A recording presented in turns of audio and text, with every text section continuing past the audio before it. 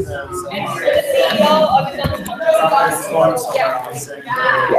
you chairing tonight? For 25 minutes.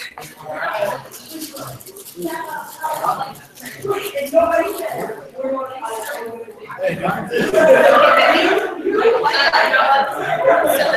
just have this mic, and then when Ariel comes, she can have it, but essentially just kind of like talk into it for like the calling to order and announcing time. Yeah, our minutes taker is not here today, so it'll just make it so she can hear it better. And you can just push the power button to turn it back on if it turns off. Like, hello. I guess it's not that loud, but. No.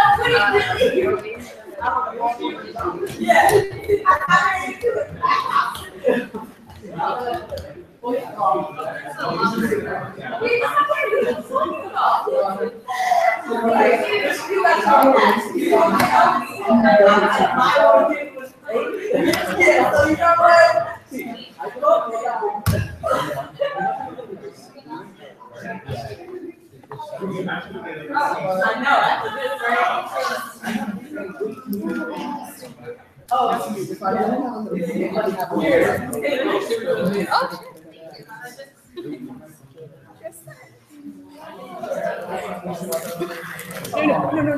I'm like calling him too late.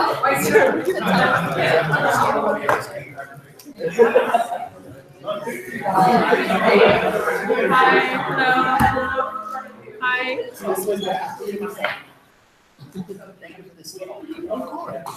Are we ready? Yeah. So Ariel is on her way back to UCLA, and I'm going to chair the meeting for now. I'm going to call meeting to order at 7:01 p.m. Can we pass around the attendance sheet, please? I'm going to move to approval of the agenda. Any amendment to the agenda? I don't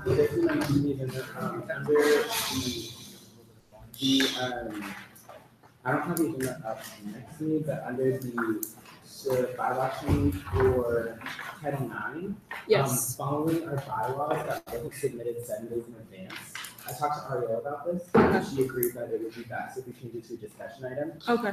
But to change it to a discussion item, we would first have to agree that it was not supposed to be on the agenda in the first place, because we can't have a bylaw change on the agenda and it wasn't submitted on the Tuesday before. Okay. So like we would just have to vote to add a Title IX bylaw change discussion. Okay. So yeah, and I talked to Ariel about that. Okay. I don't know if she told you or emailed you about it. Yeah. She told you. Okay. There's something to make that. And can we like strike the bylaw change for Title IX and then add that to discussion? Yeah, I want to. We have to motion the whole. Oh, Yeah. Any other amendments? Yes, Christina. Yes. Any other amendments? No. I need a motion to approve the amendment. Eric? I motion to approve the agenda as amended.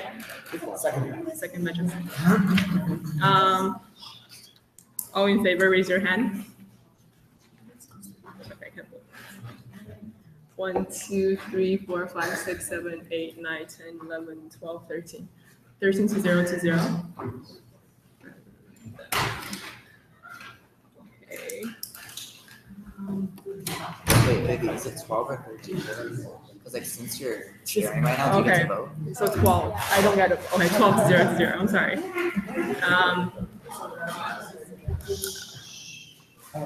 Let's move to the approval of the minutes from October 17th, 2017. I need a motion. Aaron? A motion to approve the minutes from October 17th. Second by Justin. All in favor, raise your hand. 1, 2, 3, 4, 5, 6, 7, 8, 9, 10, 11. Okay, 1, 2, 3, 4, 5, 6. Yeah, it's 11. If you're locked out. Oh, okay then. 11 to 0 to 0. Okay, so the first part of the public comments will be no video and no audio. I'm going to close this. Sorry.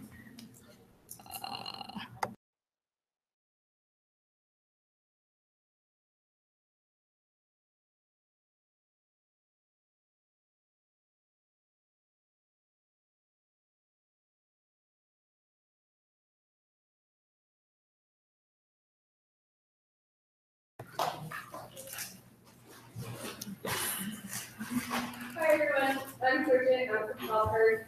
I just wanted to give you a quick update on what we're doing. So last Friday, we had our big health grant day of action where we collected photo petitions.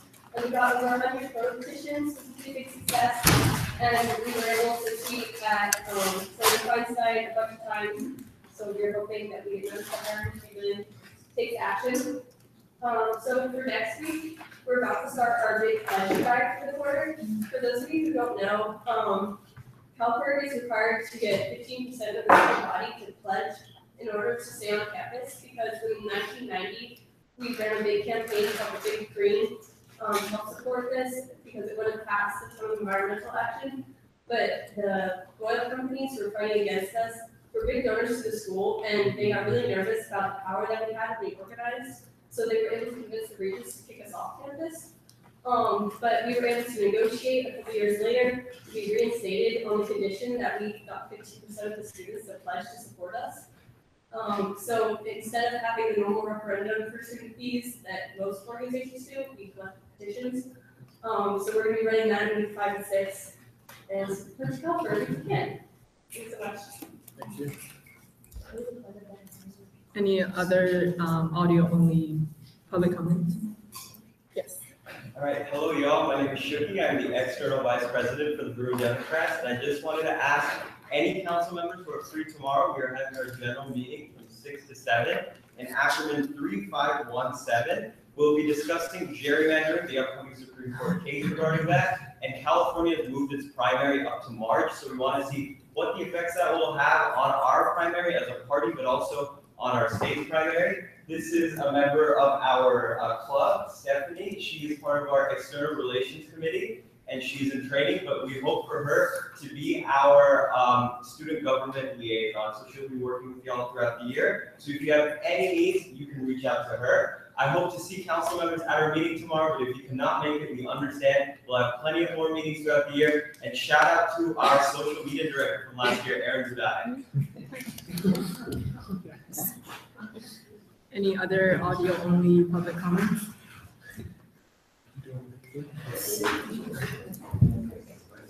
Seeing none, last part will be audio and video public comment.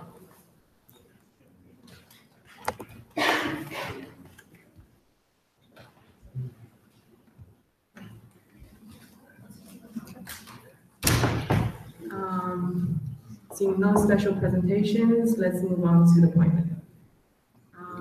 So I'm going to let's vote. So let's start with the consent appointment from food super. Oh, actually, Ariel not here. Never mind. Let's start with the 5 chairs appointment. Is Nadia here? Do you want to send it? Yeah.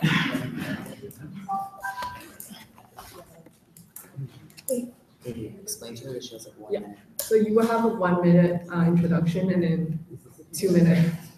Wait. Yes. Yeah. No, we're gonna go from 500. So yeah. So you have 1 minute of introduction. Okay. Yeah. Hi everyone, my name is Nadia.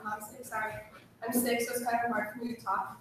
But I'm a second year business economics major here at UCLA, and I'm hoping to work in the field of international development one day. So the financial aspect of the finance committee really interested me, and I hope to be able to serve on the finance committee this year.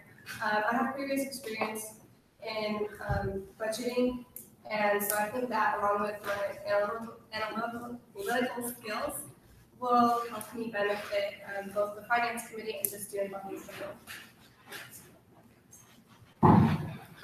We will move to a 5 minutes question and answer period. What are some of your prior experiences that you feel like best prepare you for this role? In high school, I served as the treasurer for the National Honor Society, also as the president.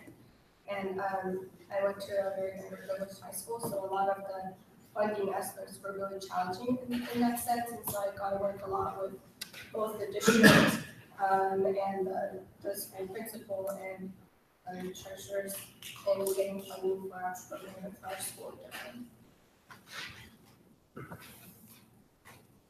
Any other questions?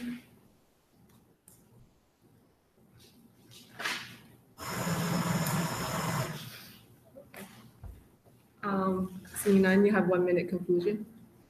Okay, so thank you guys so much for your time, and I do hope that I get to know you guys better.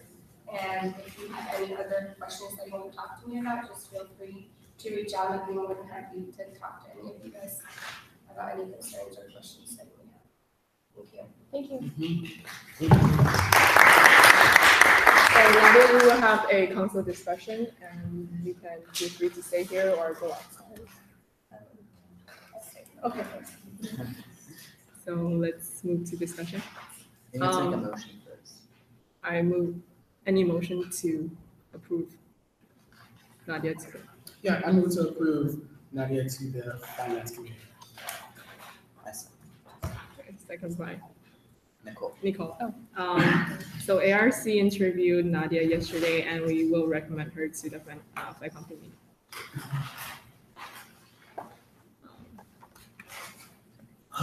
Yeah, I started on her ARC interview, and she definitely seemed very interested to go out to the finance committee. So besides that as well, though, she also mentioned that she understands the importance of fairly allocating funds to all the student organizations and not really looking at trying to pretty much practicing quality over quantity. So I appreciate that. Any other comments? No? Okay, then let's vote. All in favor, raise your hand. 1, 2, 3, 4, 5, 6, 7, 8, 9, 10, 11, 12. 12 to 0 to 0. We will welcome Nadia to the FICOM committee.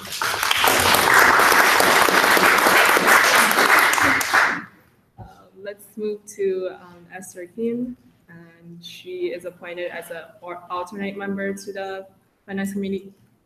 Yeah. Sorry, I don't think. We're gonna go get another bag. So okay. You will have 1 minute of introduction. So hello everybody, my name is Esther Kim, and I'm a first year business economics major here at UCLA. I wanted to join the finance committee because it allowed me to pursue two of my interests, which was one for student government. I was for student government in high school, and I really wanted to continue that here at UCLA. And it also allowed me to pursue my passion in finance and business. So this is why I decided to join the finance committee, and I look forward to working with the finance committee throughout. Let's move to the 5 minute question and answer period. What does it entail to be an alternate? Like, what does that entail? Like, how come you can't be in the committee? I guess that just means that I have like a lot to learn to actually join the committee in the future, and then it would be a lot of like me like providing assistance to the committee members as well. Okay. And I think that in the absence of sufficient numbers of people to vote, the alternate votes. Yes, so the alternates cannot vote within a committee setting. So if there's not enough committee members during a meeting and we are in a discussion, and there is a need to vote, that's when the alternate steps in for a member that's missing.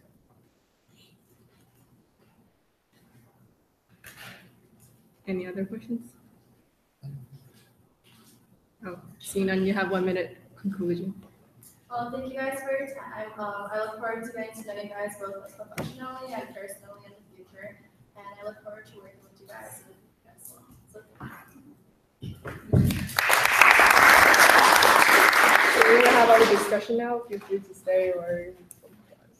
Okay, thank you. Any discussion? Yes. I motion to approve Esther Kim to the finance committee. Second. So ARC interviewed Esther yesterday as well, and we will recommend her as an alternate member to the finance committee. Any comments? In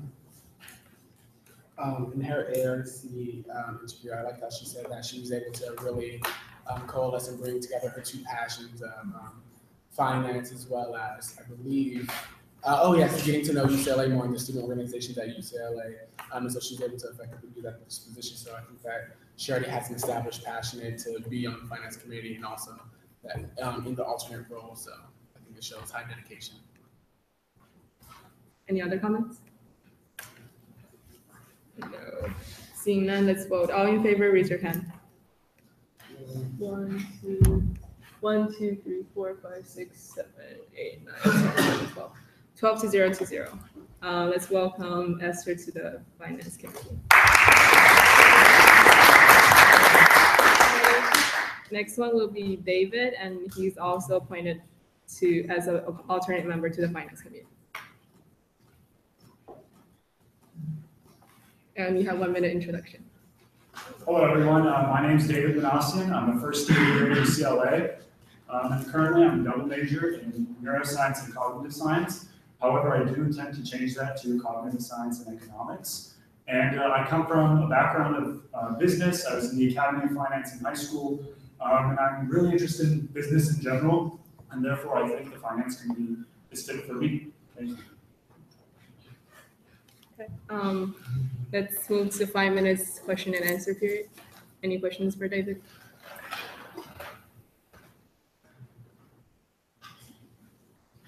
Oh. Why were you interested in applying for finance committee? I was part of the Academy of Finance in high school, and so I took an interest in economics, and I took accounting classes and finance classes. And so coming into college, I wanted to do either pre-med or business, and currently I'm leaning towards business, and so that's why I think the finance committee is good for me. Any other questions? No? Okay, seeing none, you have 1 minute conclusion. Thank you. Thank you for your time. I look forward to working with everyone here, and I also look forward to being part of the finance committee. Bless you. So we will have our discussion and feel free to stay or go out. Okay. Any comments? I move to approve. Pardon me, I forgot. David, yes, I approve to move David to the finance committee. Any seconds? Okay. Any discussion, comments? Yeah. So in his ARC interview, I asked all the FICOM chairs the same question. If you're selected for FICOM, would you be more inclined to fully fund all the requests as often as possible or be more studious or strict with the funding? And his answer to that question definitely stood out from the rest. He said he would definitely try to appropriate as much funding as possible, but definitely try to give as much funding as possible, but definitely look at it as a fair basis and try to help other students as best as possible and look at it as a non-partisan type of, or a neutral type of perspective. So definitely appreciate his answer. And ARC also interviewed David yesterday, and we will recommend him to the finance committee. Any other comments? Just like after all three of them, after interviewing all three of them, it just seemed like they merged and meshed very well. I've seen people who have like the same general opinion about how this first one, and then going back and completely radical opposite opinions. So I think that with the three of them together working, it'll work out very well. Any other comments? No, seeing none, let's vote. All in favor, raise your hand, please. 1, 2, 3, 4, 5, 6, 7, 8, 9, 10, 11. All opposed? Abstain? Sorry. Abstain? Those, okay, 12 to 0 to 0. And let's welcome David to the finance committee. Do you want to read the description of the finance lady? Yeah. Okay. Anyone wants to read the description of the food security appointment? Where is it? The description? I don't have a good reading of this. It's in the application that I signed up. Oh, in the application? Like at the bottom?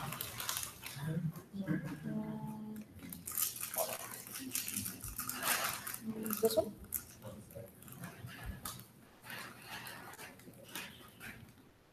Wait, there's a description. I don't think so. Oh, that's okay. Is it in the bylaws?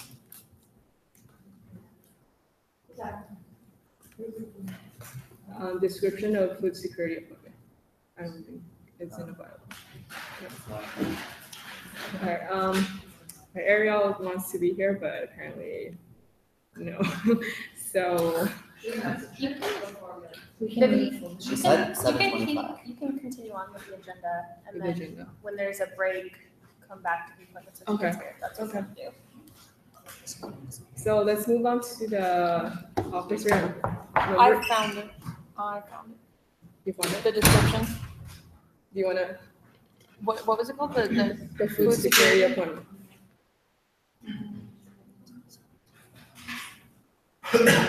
Give me 1 second.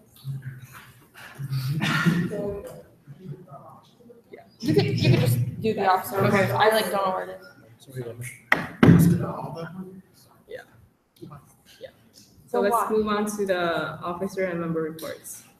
Since Ariel is not here, I'm going to start. So the t-shirt design the deadline to submit the entries will be November 18th, and the final study hall will be December 10th. So for those of you who read the Daily Bruin article about the apartment scams, just really want students to know that please be careful when you are going to sign a contract or paying any kind of deposit to anyone. And I'm going to talk to Christine Wu, who is a legal service on this Thursday. If you have any questions, please talk to me, or we can set up a meeting anytime. And let's move on to the external vice president. So I have a couple updates from the last week. So Thursday, we had our housing event with the Graduate Student Association, event at Housing LA. We had over 50 graduate and undergraduate students come out to that, which was really great.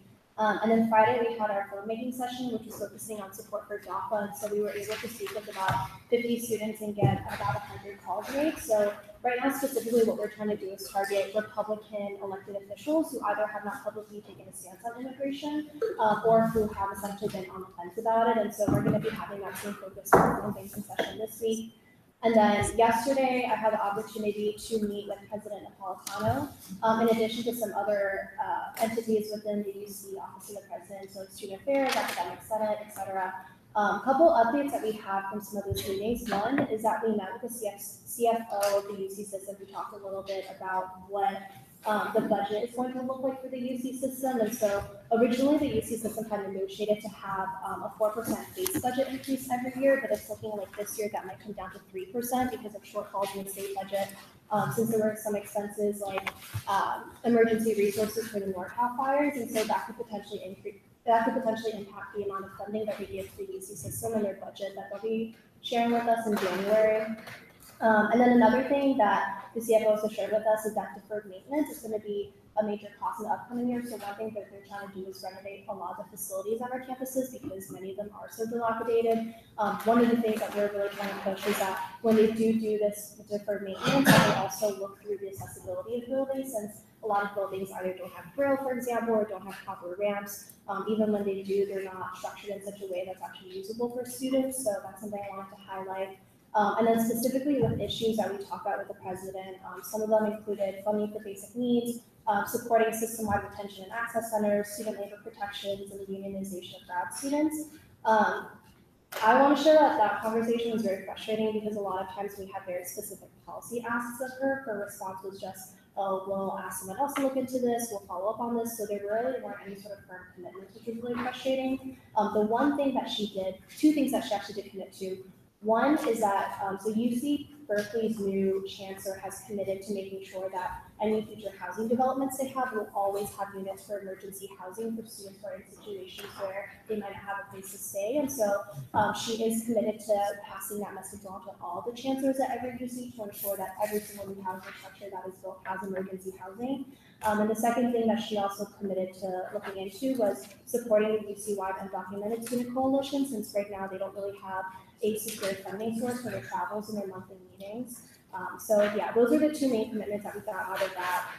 And then in terms of updates for the upcoming week, so this week we're focusing on the UCSA or the UC-wide Sustainer Students campaign. And so we have 3 events coming up looking at basic needs. I would really encourage you to come out to our town halls on Wednesday and Thursday, since we were able to get admin from virtually every single part of campus that works on these issues. So I think that there's a really important space to be talking about what we're doing well, but also what we're not doing so well. So yeah, those are my updates.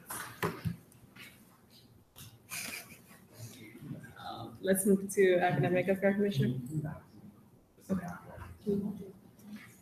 Yeah, maybe we should move back to. Moving back just to that they- planning. Okay. Yeah, Just- we can come back to Yeah. officer clerk. All your appointments. Awesome. I first and foremost want to say thank you all so much. I tried to get the earliest flight out of Oakland, and for whatever reason, Uber is having a huge issue in terms of not allowing any calls to go through, so I appreciate everyone's patience. We'll just move ahead with the presidential appointments, beginning with the food security appointment. This is a consent item as well. We previously appointed Corey, who was our first appointment. Gabby's resume went out to all of you, so I'll just ask, is there any opposition to approval of Gabby Shearer as the food security appointment this year? So I shouldn't read the description? If you want to, but theoretically everyone knows what it is because you've already approved one of these appointments. Okay. Seeing none, Gabby's appointment is approved. Moving along, the internship engagement appointment, we have selected Brianna Wanger. Her resume has also gone around. So I'll ask, does anyone need the description? Thank you, Nicole, it's being read for this position. Oh, well, I can find it. If not, don't worry. I'll just ask, is there any opposition to the approval of Brianna Wanger as an internship engagement appointment? I just found it. Do you want to read it? I would love to read it. Internship Engagement Committee Chair. This appointment serves to provide UCLA students access to the Bruin Alumni Network to gain work experience in various fields of their interest. This appointment shall be selected by the Undergraduate Council President and shall be required to appear before the Appointments Review Committee and Undergraduate Student Council for consent approval. The selected appointee will serve in this position for the duration of 1 academic year. They will be responsible for recruiting their own committee of 3 to 5 people. The selected appointee will work with the relevant university offices to establish and strengthen a network of Bruin alumni to connect current UCLA students with internship opportunities, including, but not limited to, the following. 1, UCLA Career Center. 2, UCLA Office of Alumni Affairs / Partnership UCLA College Fellows. 3, UCLA Center for Community Learning, and 4, UCLA Center for American Politics and Public Policy, and 5, UC Center Sacramento. So I'll ask formally now, is there any opposition to the approval of Brianna Wanger as our internship engagement appointment this year?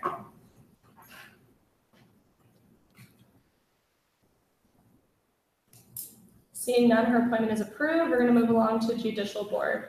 I do also want to apologize to the 2 of you and our CSC one. I don't see here, but that's okay. Appointments for tonight. I know your time is very relevant. I appreciate you all being flexible. So we're going to begin with Judicial Board. Jackie Schaefer is our first appointment to the Judicial Board. Nicole, would you like to read the description? Yes. That's really short.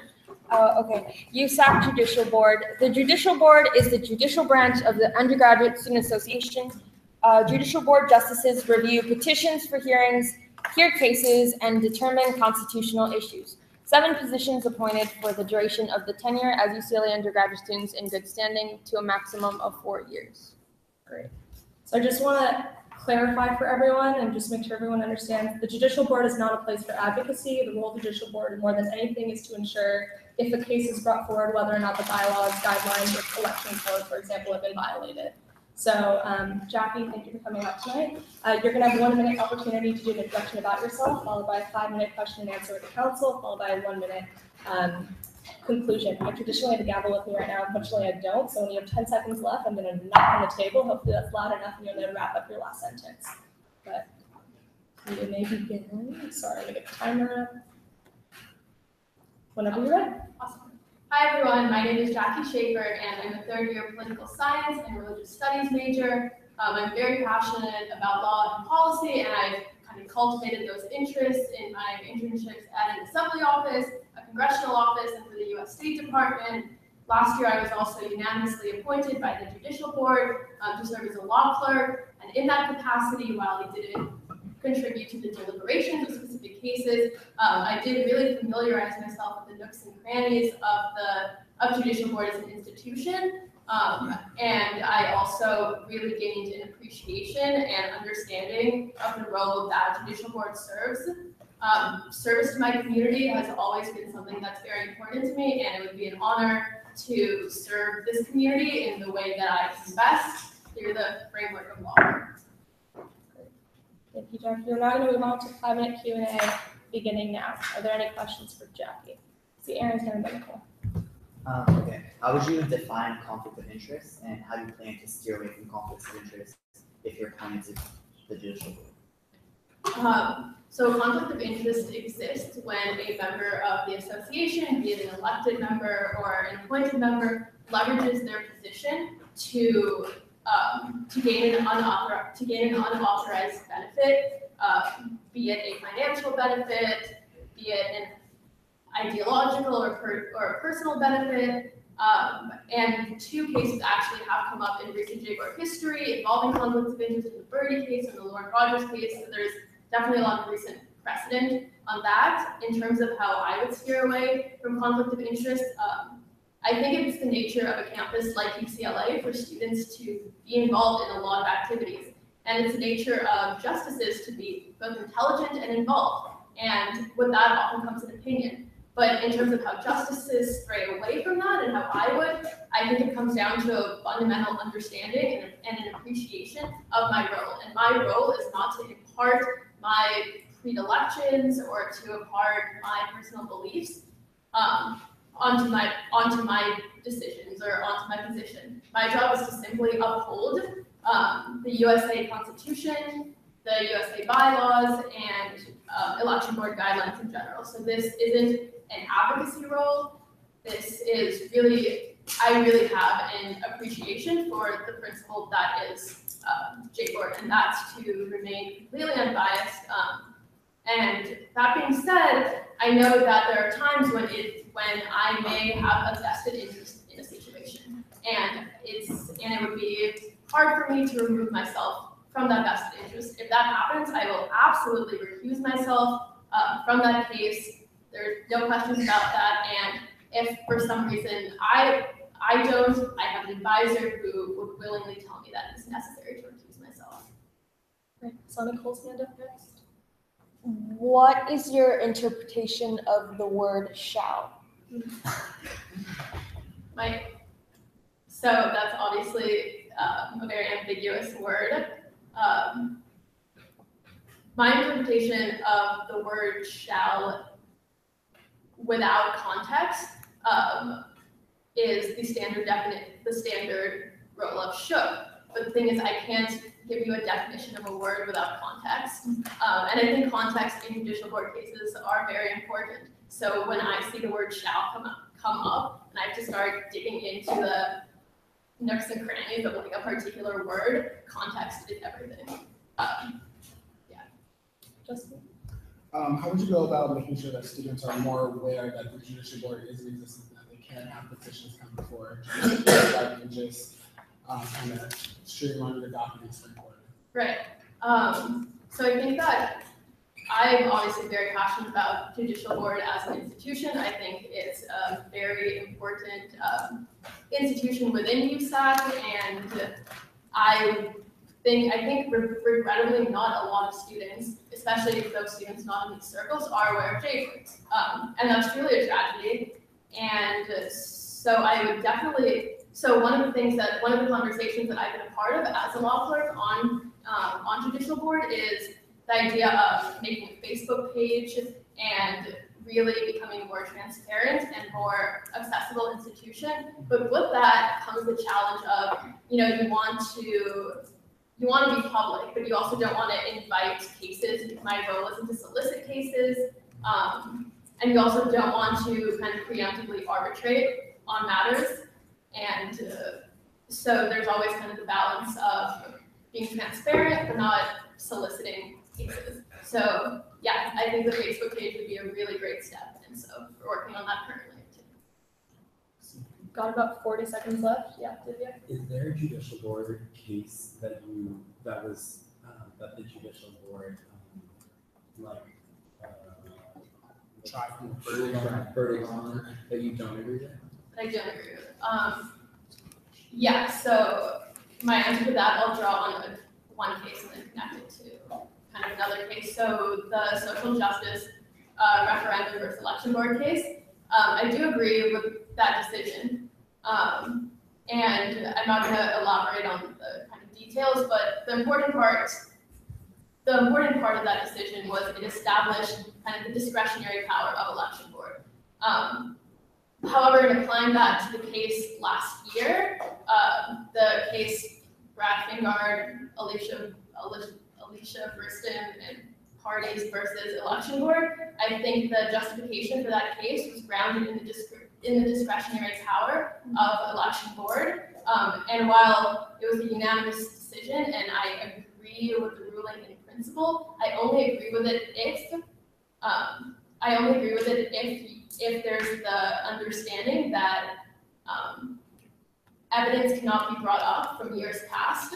However, I don't necessarily agree with that concept, and as a justice, I would very, very much urge to not only clarify, but to change that, because at a campus like UCLA, I mean, elections, slates don't just, like, pun not intended, don't just start with a clean slate. It's very, yeah, So that is the end of our Q&A. We're actually at 6 minutes now. Are there more questions? Yeah.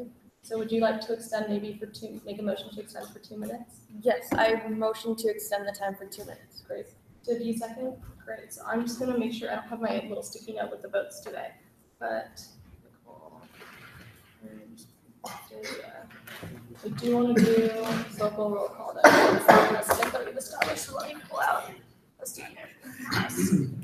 that way. You did, okay, so if that's the precedent set for today, we'll just continue with it. All in favor of the motion to extend Q&A by 2 minutes? 1, 2, 3, 4, 5, 6, 7, 8, 9, 10, 11, 12, 13. Clearly this motion passes. I'll add an additional 2 minutes to the time, beginning now with Nicole. Okay, so I know you said you didn't want to get into the details of the social justice referendum versus election board, but can you just to provide a little bit of context in terms of like what the decision came out to be? Yeah. And like in terms of like what the case was about? Yes, so the social justice referendum and a couple of other parties stated that the election board was too excessive in their punishments. So there were 5 separate violations, and the summary of that is they thought that the punishments were too extensive, and the judicial board did not have the power, the jurisdiction to allow them to bring back to return certain campaign materials. And I think like the premise of this case was based on the fact that the social justice referendum wanted to get all the privileges that a slate would. And the election board, and the judicial board basically said that a referendum is not a slate, because with slates, you can kind of vote down the ballot, you can vote for certain people, not vote for certain people, but with a referendum, you have to vote for everything. So the judicial board, in doing that, again, strengthened the discretionary power of election board.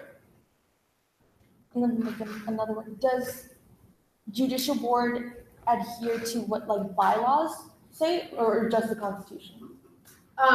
So judicial board also has its own constitution, and yes, the judicial board justices have to hold true to all of the relevant laws or bylaws that are associated with the association in general. And then lastly, how do you feel about like frequent updates and changes to like bylaws?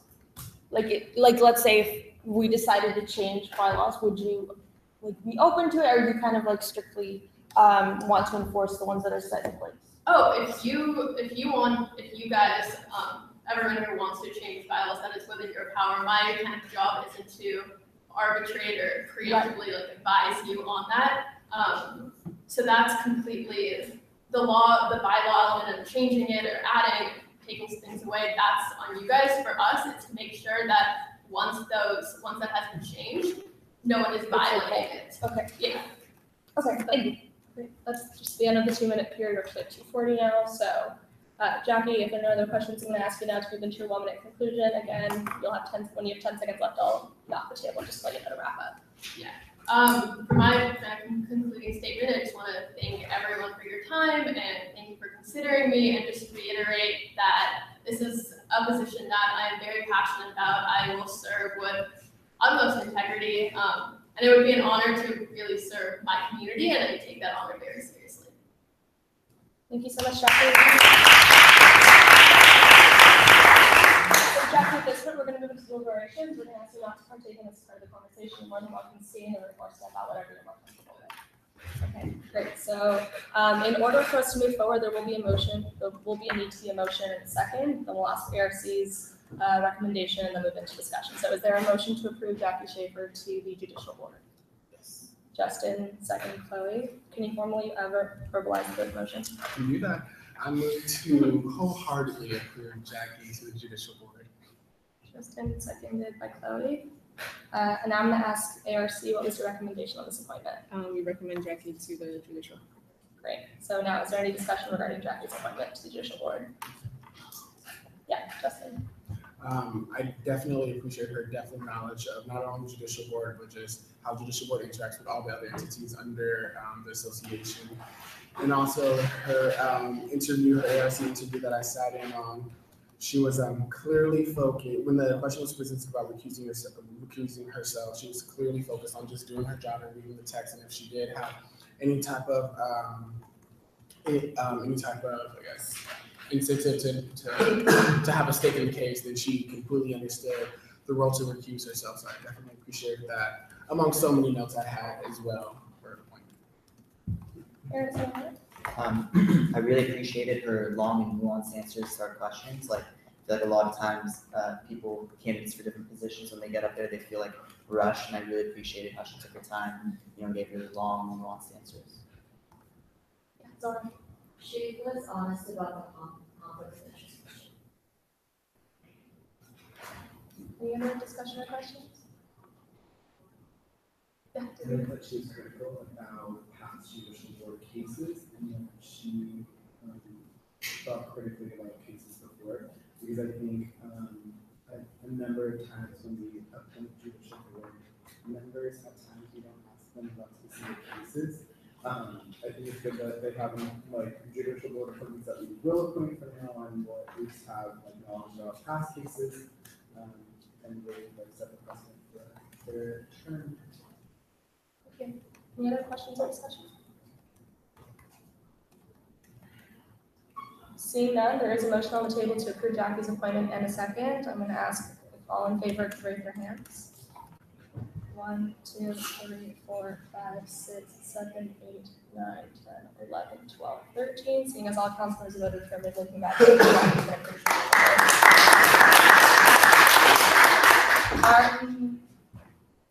Is it possible for us to Google Hangouts on the CSE? Yes. So if you can work on that, would be awesome. So in the meantime, we're going to do our second appointment to the judicial board. We have Jamel Gibbs here tonight. Thank you for joining us, Jamel. Like Jackie, you will have 1 minute to do an introduction. I'm going to knock the table, and you've got 10 seconds left. We'll then move into a 5-minute Q&A at the council, followed by a 1-minute conclusion. 1 minute to reset. Please go whenever you're ready. Great. Good evening, council. It's finally great to be here. My name is Jamel Gibbs. I'm a second-year political science major. I prefer pronouns he and his. I also intend to go to law school. I'm following my studies here at UCLA, perhaps pursue a career in the legal profession. My reasons for seeking confirmation here tonight are really twofold. Firstly, I think the judicial board provides a great opportunity for me to hone some of the skills that I hope to use in law school and later on as a professional. Secondly, I think the judicial board provides a great opportunity for me to serve the student body, being insulated from campus politics. It's become especially important for me following the events of the recent election. But it's great to be here, and hopefully I can provide you with enough information you need to make an informed decision tonight. Okay, thank you so much, Janelle. We'll now move into the 5-minute question and answer period, beginning now. Same question I asked Jackie. How do you define a conflict of interest, and how do you plan to steer away from conflicts of interest? Yeah, so my definition of conflict of interest is pretty much aligned with the judicial board's interpretation as laid out in SJP versus Sunny Singh and others. So firstly, there has to be an ill-gotten benefit as a result of your office. For instance, in the Birdie investigation, facilities commissioner, no, I'm sorry, not facilities commissioner, financial support commissioner, sorry, not facilities, sorry. Yeah, the financial supports commissioner, he used his official USAC email address to solicit a publication regarding a job book, a program that he was sponsoring himself, but he didn't inform his other his members of his office that he was promoting. It was kind of financial incentive for himself. So yeah, it has to be firstly, he'll get benefits as a result of office. Secondly, there has to be a clear financial obligation. So once again, in the Birdie investigation, it was the fact that he was a shareholder in JobBook, and of course, with him promoting the program and getting more students enrolled, he would have received financial benefits. And thirdly, there has to be a divided loyalty to the association. So once again, in reference to that case, the commissioner wasn't concerned about the utility of the program. He was more concerned about, of course, getting his financial incentive, and he promoted the program regardless of it was an effective program. So, how would I plan to steer away from that? I think firstly, it's very important to kind of stay grounded in what you do. I mean, at least, well, and what I mean by that is cite specific sections in the Constitution, cite specific section in the bylaws, cite previous judicial board cases, so you stay grounded in your reasoning, and also gain transparency that way as well. Yeah, I think just staying legally grounded, that was probably the best way I would. There are questions? Oops, sorry, Justin. So to my knowledge, there's in the judicial board bylaws, there's no enforcer to go upon based precedent of past cases. So do you agree with that? If there's any precedent to? Yeah. Do I agree that that the fact that that's been omitted is appropriate? Is that something that you would look to implement in judicial board policy? I mean, I think most justices were, anyone in a kind of position similar to this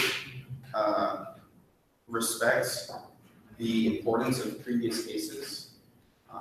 They respect the idea of stare decisis. So I don't think that the fact that it's omitted should be a real concern.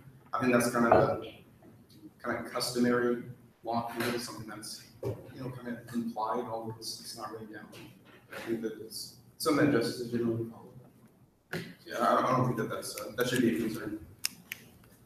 Yeah, so it's on your resume that you've previously been involved in the USAC office, and according to the J-Board bylaws, it does state that if a case arises involving said organization, then the justice may recuse himself or obtain the approval of other individuals. on J board. And so my question for you is, how would you decide whether or not to recuse yourself from a case? Yeah, so to provide some context for the rest of you. Last year, I was a member of the office of the USAC Office of the President. I served on the Academic Advocacy Committee. But in regards to your question, how would I decide whether or not to recuse myself? Firstly, I would be, open with the justices in terms of, my role in the office, the kind of relationships that I forged. I would definitely make it known that some of the individuals I worked with last year are still present in the office. And if the justices in that event feel that that could perhaps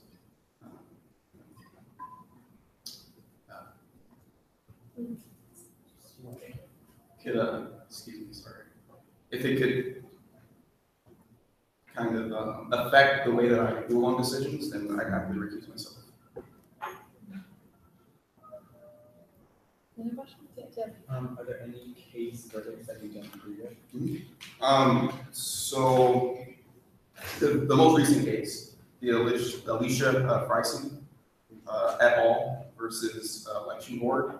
I agree with the central kind of decision or the central judgment on that case, which is that the election board was not in violation of Article 11.1 and 11.2 in handing down the various sanctions that they did. However, I did have a kind of issue with the ambiguity that was left regarding election board's ability to consider evidence from past cases. I think that that's something that is very important and it could possibly compromise the integrity of our elections. And I understand that justices kind of were restrained from ruling on that. They have their own judicial philosophies, but I think at the very least, there could have been a suggestion to the election board to maybe clear up that ambiguity. So we're at 6:33 now. If there are one, is it just one question? So maybe, Zara, would you be interested in making a motion to extend the Q&A period by 2 minutes? I would extend the time rate to 2 minutes. Great, so.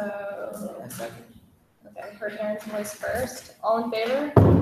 1, 2, 3, 4, 5, 6, 7, 8, 9, 10, 11, 12, 13. Seeing as all councilors voted for the base motion passes, we'll extend the Q&A period for 2 minutes beginning now with the next question. Where do you believe the line is on relying on past precedents to make decisions on future cases?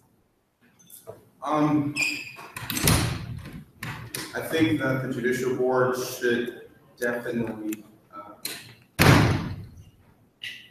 put a lot of weight on previous cases. We should definitely, as I referenced before, put a lot of kind of stock or belief in the idea of stare decisis. I think ultimately it's kind of a case by case basis. I mean, some cases I think it would be appropriate to rely on previous decisions, and then in others maybe not so much. I guess an example would be, well, at least my rationale, how I would have handled the most recent case in terms of clearing up the ambiguity that was left, whether or not the election board would consider evidence, excuse me, from previous election cycles. Ian Cockcroft, the election board, versus election board, actually gives the judicial board, that case established, rather, that the judicial board, that any interpretations of the election code that is brought to the judicial board's attention is therefore under their purview. And apparently during the court of hearing, the respondent, or the representative for the election board, the rationale that he used for not kind of definitively suggesting that the election board could consider evidence from past cases, he said it was against Article 1.2, the equal opportunity clause, I believe it's called. It's Article 1.2 of the election code. He argued that it would kind of disadvantage students that were on slates, and I mean, I agree with that. However, I think that, using that case, we could have argued that, maybe there should be kind of I think we could have argued that the election board could in fact consider evidence from past cases, but only if maybe that evidence could be kind of definitively linked to a certain candidate. So that way, wouldn't kind of go out and disadvantage certain individuals who choose to. Thank you. So that's the end of we're at 2 minutes and 45 seconds. Do you have a question for that?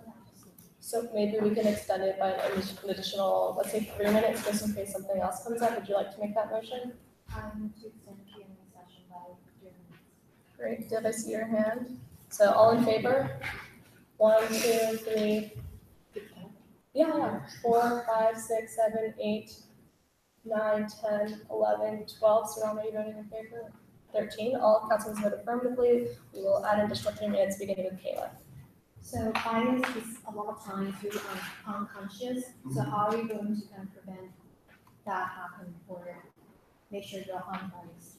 Making sure that I'm unbiased, making sure that I'm impartial. I think it really goes back to my previous response of having your deliberations and your rationale, having all of that be legally grounded.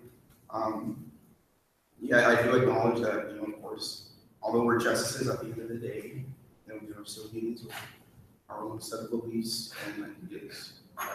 But yeah, essentially, I think this could be the best way to do that would be to stay legally grounded in all of your decisions.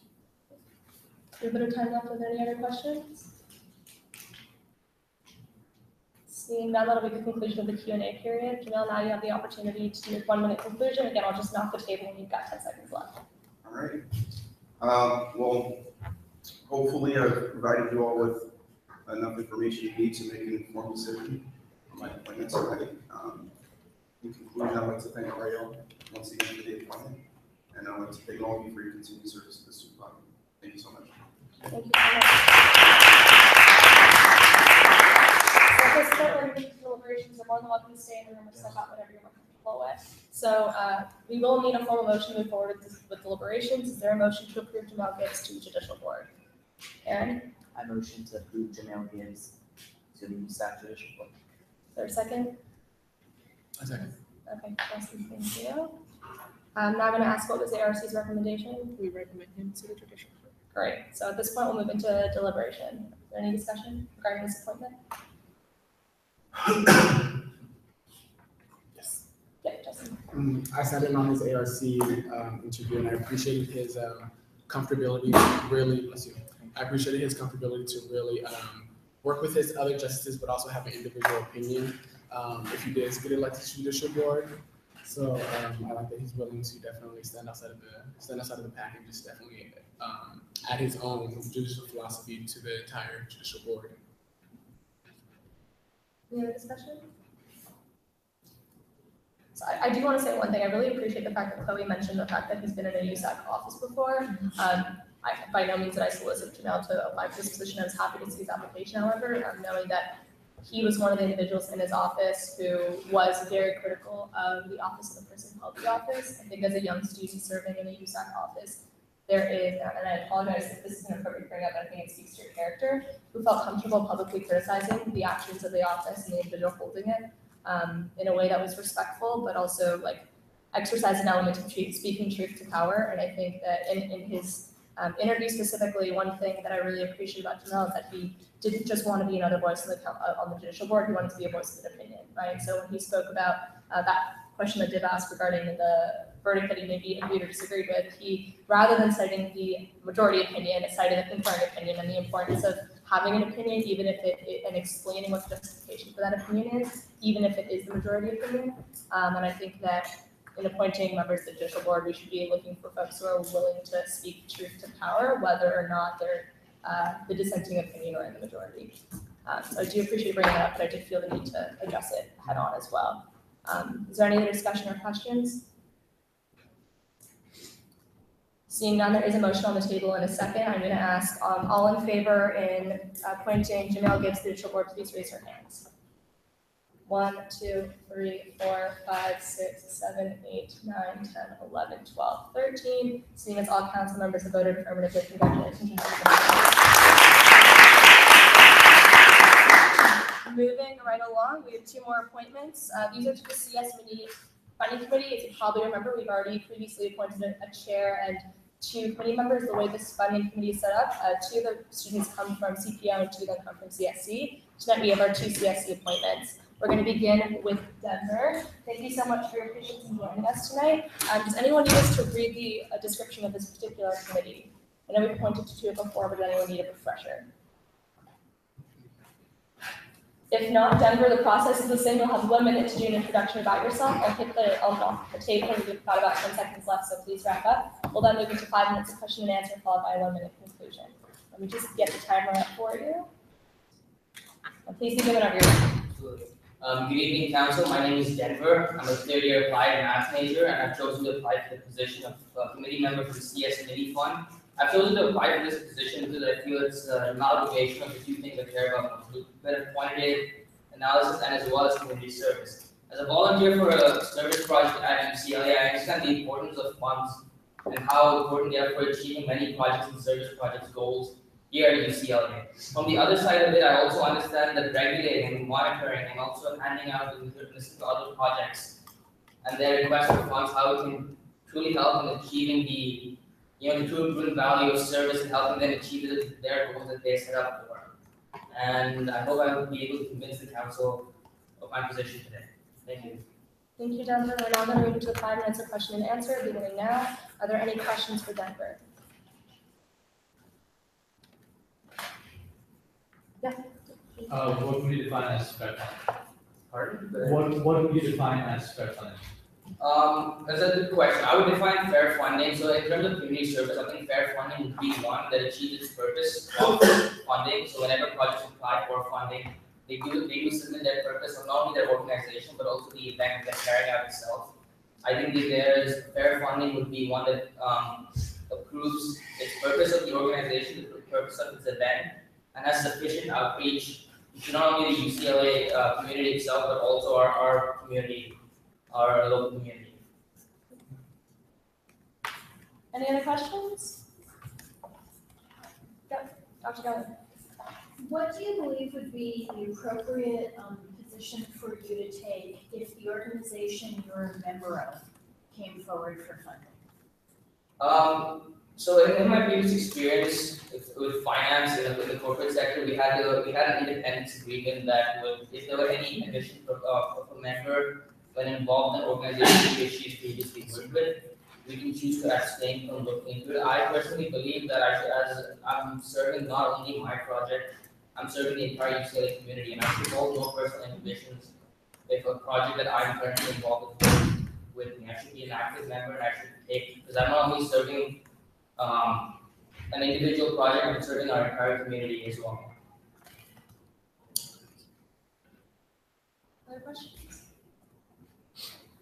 I got a question too. So the unique way that this funding committee is set up is that there are constituencies from which we are to appoint students to serve, right? So we have 2 from CSC and 2 from CPO.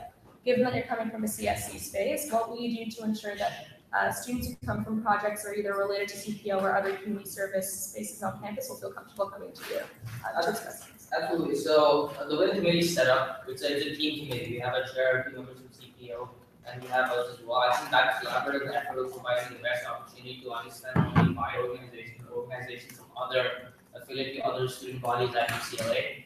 Throughout my time in this position, I hope that through them I can understand, get a better lens into how those projects operate, and also invest my time personally in getting to know them. That I may be a better assistant to not only them, but also all the other organizations at CPO and the other bodies. And just to follow up on Dr. Geller's questions, I think it's an important one for us to ask. There is a formal expectation of students when there are funding applications coming from a student group that they are a part of to formally recuse themselves from that particular vote to ensure that there is no bias in that allocation. Are you prepared to abstain if your project is coming forward for a funding application? Absolutely. I have a question that maybe you can answer and as well as County. So So the break between CSC and CPO being represented on CS Mini Fund, are there any other interested parties that you believe should have representation on the CS Mini Fund? I feel all service projects should be approachable for the CS Mini Fund. I believe that's how it works in our station. And yeah, that's okay. Are you asking if Like, is there another interested state that would want to be? that would want to be on the committee? Independent service groups. The way the bylaws are written doesn't allow for that, and I think that's something to look at. Any other questions? Seeing none, that'll be the end of our Q&A period. Then we can now have the opportunity to do 1 minute conclusion whenever you're ready. So I hope I was able to convince the council of my diligence and my ability to, and my investment into this particular avenue of community service. I hope that I can serve, not only serve this project, but the entire Bruin community, and I hope my professionalism can serve uphold the ethos of our Bruin values. And yeah, that's it. Thank you. Thank you so much. So Denver, at this point, I'll have the opportunity to either stay in the room or step out, whatever you're more comfortable with. We're going to Okay, great. So there is an appointment on the table. We will need a motion to approve Denver as appointment to the CS Mini Committee and a second or to further deliberations. Is there a motion on the table? I motion to approve Denver with CS Mini Committee. Is there a second? Thank you, Christina. I'm now going to ask what was ARC's recommendation? I would recommend Denver to the CS Mini Committee. Great. At this point, we'll move into discussion and deliberations. Is there any discussion? Yeah, Justin. I like that he highlighted he wants to uphold the true Bruin values while serving. That's incredibly important. Yep. I'll just say that Denver is both a part of a service project. He's also a part of CSC staff as in the finance committee, so he's pretty familiar with how finances work for a service project and what it's like to apply to a funding body, which I at least feel is pretty important when you sit on a funding body to have the experience of applying before. Any other discussion? Seeing none, we'll now take a formal vote. All in favor of approving Denver to CS Mini Committee, please raise your hands. 1, 2, 3, 4, 5, 6, 7, 8, 9, 10, 11, 12. Is your hands up? 12. Is your hands up? Okay, great. So all opposed? All abstaining? By a vote of 12 to 0 to 1, congratulations, and we can approve the CS Mini. Thank you. Right next, should you be able to Skype in? Great. Our next appointment is going to be Skyping in tonight. For whatever reason, one of our appointments directors misinformed her that she didn't need to come in tonight. I apologize for that in advance. Thank you so much for joining us tonight. We really appreciate you Skyping in. I'm sorry for the confusion on our part. Just like Denver, you're going to have the opportunity to do a 1 minute introduction. When you have about 10 seconds left, I'm going to clap. Hopefully you can hear that. Just wrap up your last conversation or your last sentence or two. We'll then move into a 5 minute question and answer with the council, followed by a 1 minute conclusion. Let me just get the timer up for you really quickly. Feel free to begin whenever you're ready.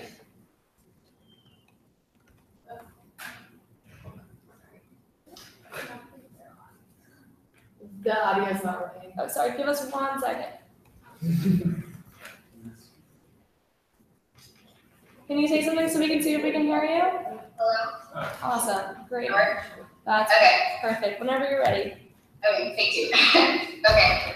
Hi, my name is Kika Falderetti, and I'm applying to be a member of the Community Service Mini Fund Committee. And from my understanding, the committee works to fund community service programs, including activities that combat poverty, social programs, or they help with disadvantaged groups by providing health and education services. And what I want to do as a committee member is bring more awareness to clubs of the access they have to funding. And I think the committee does a lot of great things already, so what I want to do also is just to maintain the fair and unbiased funding by having open communication and transparency. And one of the new ideas that I have for the committee is to cater to clubs more specifically in terms of the type of service they provide, because I remember when my club got like the whole email with all the fun. That was, okay. You got. I'm sorry. Oh, you're fine. Okay. Okay. If you want to finish your sentence, you have about 10 seconds left. You can just finish your sentence. Okay. I have some new ideas for the committee, so hopefully I can bring that up later on. Thank you. Great. Thank you so much. We're now going to move into 5-minute question and answer beginning now. Are there any questions for Nikita? Yes, Nicole. What are your ideas? Okay. So what I was talking about before is, I remember my club recently, I know the funding's been available for a while, but we hadn't become aware of it until maybe like a year or two ago. And I remember being really overwhelmed by the amount of funding opportunities that we weren't qualified for, and it kind of discouraged us in terms of applying for the ones we did qualify for. So what I want to do with the committee is make sure to emphasize for the different types of services that we provide funding to, the funding that they do qualify for, if that makes sense. So what we could organize the type of funds we offer with like specificity with the category of community service that we that they provide. And then also with my role, I just want to make sure that orgs are more aware of the opportunities they have, because I know like a couple of organizations have mentioned how they didn't know about the opportunities that were available. Okay, thank you. Any questions?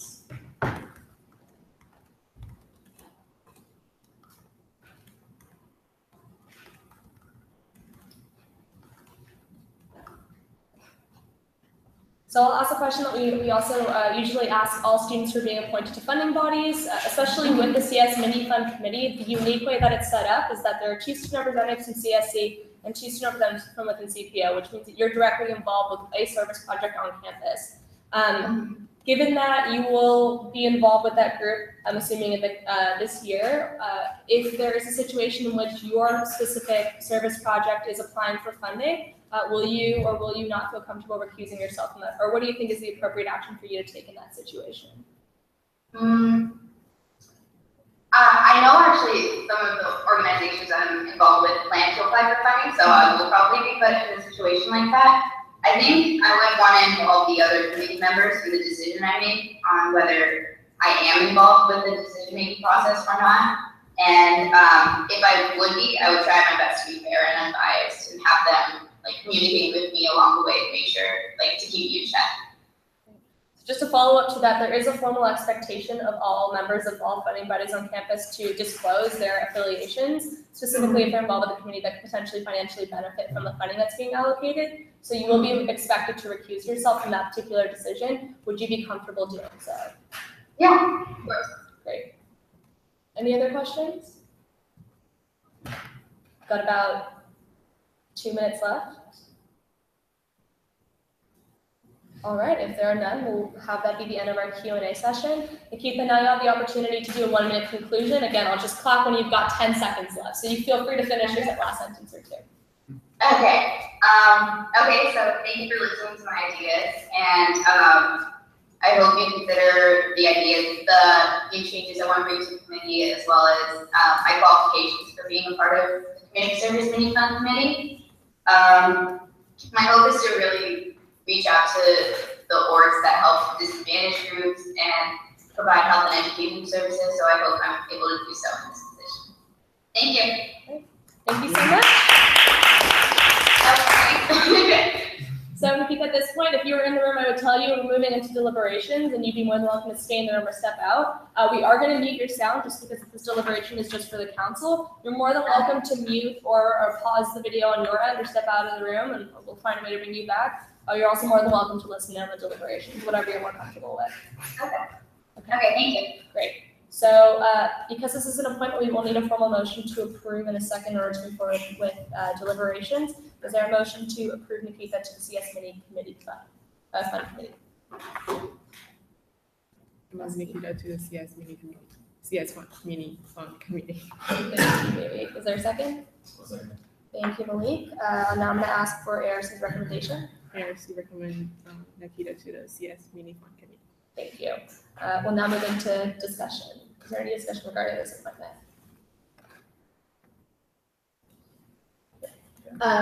Nikita is part of a project that has recently become a part of CSE, if that means we've like recently adopted them.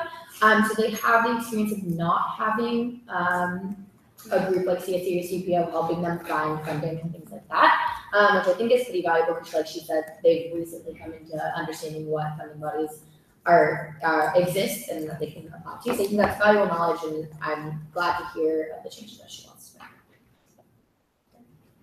Any other discussion? Seeing none, we'll now move into a vote. A motion is on the table. All in favor of approving the HEPA to the CS Mini Fund Committee, please raise your hands. 1, 2, 3, 4, 5, 6, 7, 8, 9, 10, 11, 12, 13. Seeing as all council members have voted affirmatively, congratulations, Nikita. You've been appointed to the CS Mini. Thank you so much for making time to join us tonight. Yes, thank you, and that is the end of our appointments for tonight. Have a wonderful night. I'm gonna do a time check for us all. It's 8:15, so Ron challenged us to finish by 9 p.m. Hopefully we can get there. We'll just move right into finishing up our officer member reports. I'll just give mine really quickly. I'll keep it short today. I apologize for being late. We had our council president's meeting at UCOP. I will give more formal updates about that next week when we've got more time and I can really work through everything that happened. Thursday is the Westwood Village Improvement Association's annual meeting at Weston. If anyone's interested in coming by, free breakfast, an opportunity to engage a lot of businesses in Westwood. And lastly, just in case anyone hadn't heard, Bruin Republicans has been assessed a security fee with regard to the Ben Shapiro event on November 13th. This is a policy that's been in place at UCLA for years. However, there are varying degrees to which it's been enforced, and Bruin Republicans is charging that the university is enforcing this based off the viewpoint of their organization, the viewpoint of the speaker. That's an allegation that we take very seriously. I am going to be meeting with their leadership tomorrow, and hopefully can report back to you all once I have more information. Any questions? Yeah, I will, absolutely. Yes, Justin. So is there any policy that UCLA has to not provide the funding for third-party outlets or student groups? So the policy is that if the attendance of the event is over 70% not students, and if any of the administrators can correct me, if it's 7%. So if it's less than 70% current students, then the organization has to pay for the cost of security. And if it's at least 70% students, that they would cover it. That the intention is to fund security for events that are primarily for a student audience and not advertised off campus, with the non-students being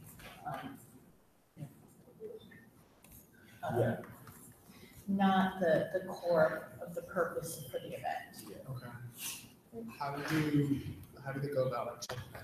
That's exactly what Bruin Republicans is challenging, right? How can you preemptively assess how many members of the audience are? So they have an RSVP form, which is a mechanism by which they're going to do that. Yes, I think it's on SARS and then The event itself is being advertised to the public. Yeah. I don't know if this will come up with conversation tomorrow, but you know how when you have like the EOL grades, you say literally asks you to get yes or no to be 70%. So I don't know if maybe when they something to put no. Yeah, something to ask for sure. A lot of the Bruin, I know that the Republicans have other speakers already set, and usually with us being such a highly liberal campus, a lot of the Republican speakers come here for almost free, so they really don't have that much to pay. I know it's security costs for most of their speakers as well, but I think that they have to have their Bruin card present to enter the building regardless of the RSVP form. I think the RSVP form is only to check capacity of the building and see if it enters capacity. It's really not able to check like if someone actually comes in with that name. Yeah, where's the event being held? Oh shit! How many kids can fit in there? So many. There's kind of like bust it out. So I appreciate the points you've all brought up. I will bring them up tomorrow and relay whatever I figure out back to them. But just in recognition of time, I believe IEP and EDP already did their reports, so we're going to move on to AAC. So With external policy, we're connecting all the UCs under the academic field to create a conference in winter, January. Look out for academic equity. We'll be contacting all the EVPs, all the presidents, all the academic affairs commissions, all the LGBT centers, the resource centers, the undocumented student centers, the transfer centers within the UC to have the most cohesive event and also bring about equity within the academic system. What we're doing as a UCLA Academic Affairs Commission is just kind of being a facilitator of the conversation. We really want other UCs to add to the conversation of what academic inequities are across UC campuses. Sanctuary Campus Committee held their town hall with the Student Labor Advocacy Project to mobilize against the firing of UCLA ballet workers. For too long, UCLA has been hiring contracted workers at the UCLA hospitals. A lot of these workers are working overtime but don't get overtime pay. And what they're doing is they're outsourcing the work, they're insourcing their labor to students at a lower cost that they're already paying the current workers. So students are going to be working the same hours that the workers would be for less in cost. I think that they would get paid overtime though. Class planning enrollment, working to add a fast track program to add 12 units to the students' first pass. In winter quarter, we already have the registrar email being sent to update students on the next quarter enrollment. They met with the department heads to create.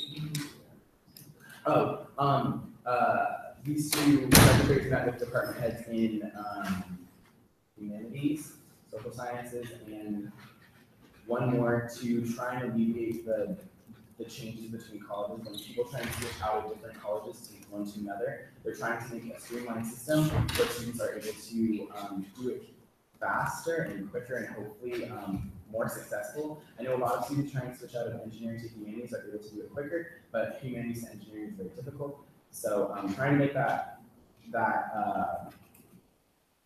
switch more accessible and more available for students to know that they can do that if they want to.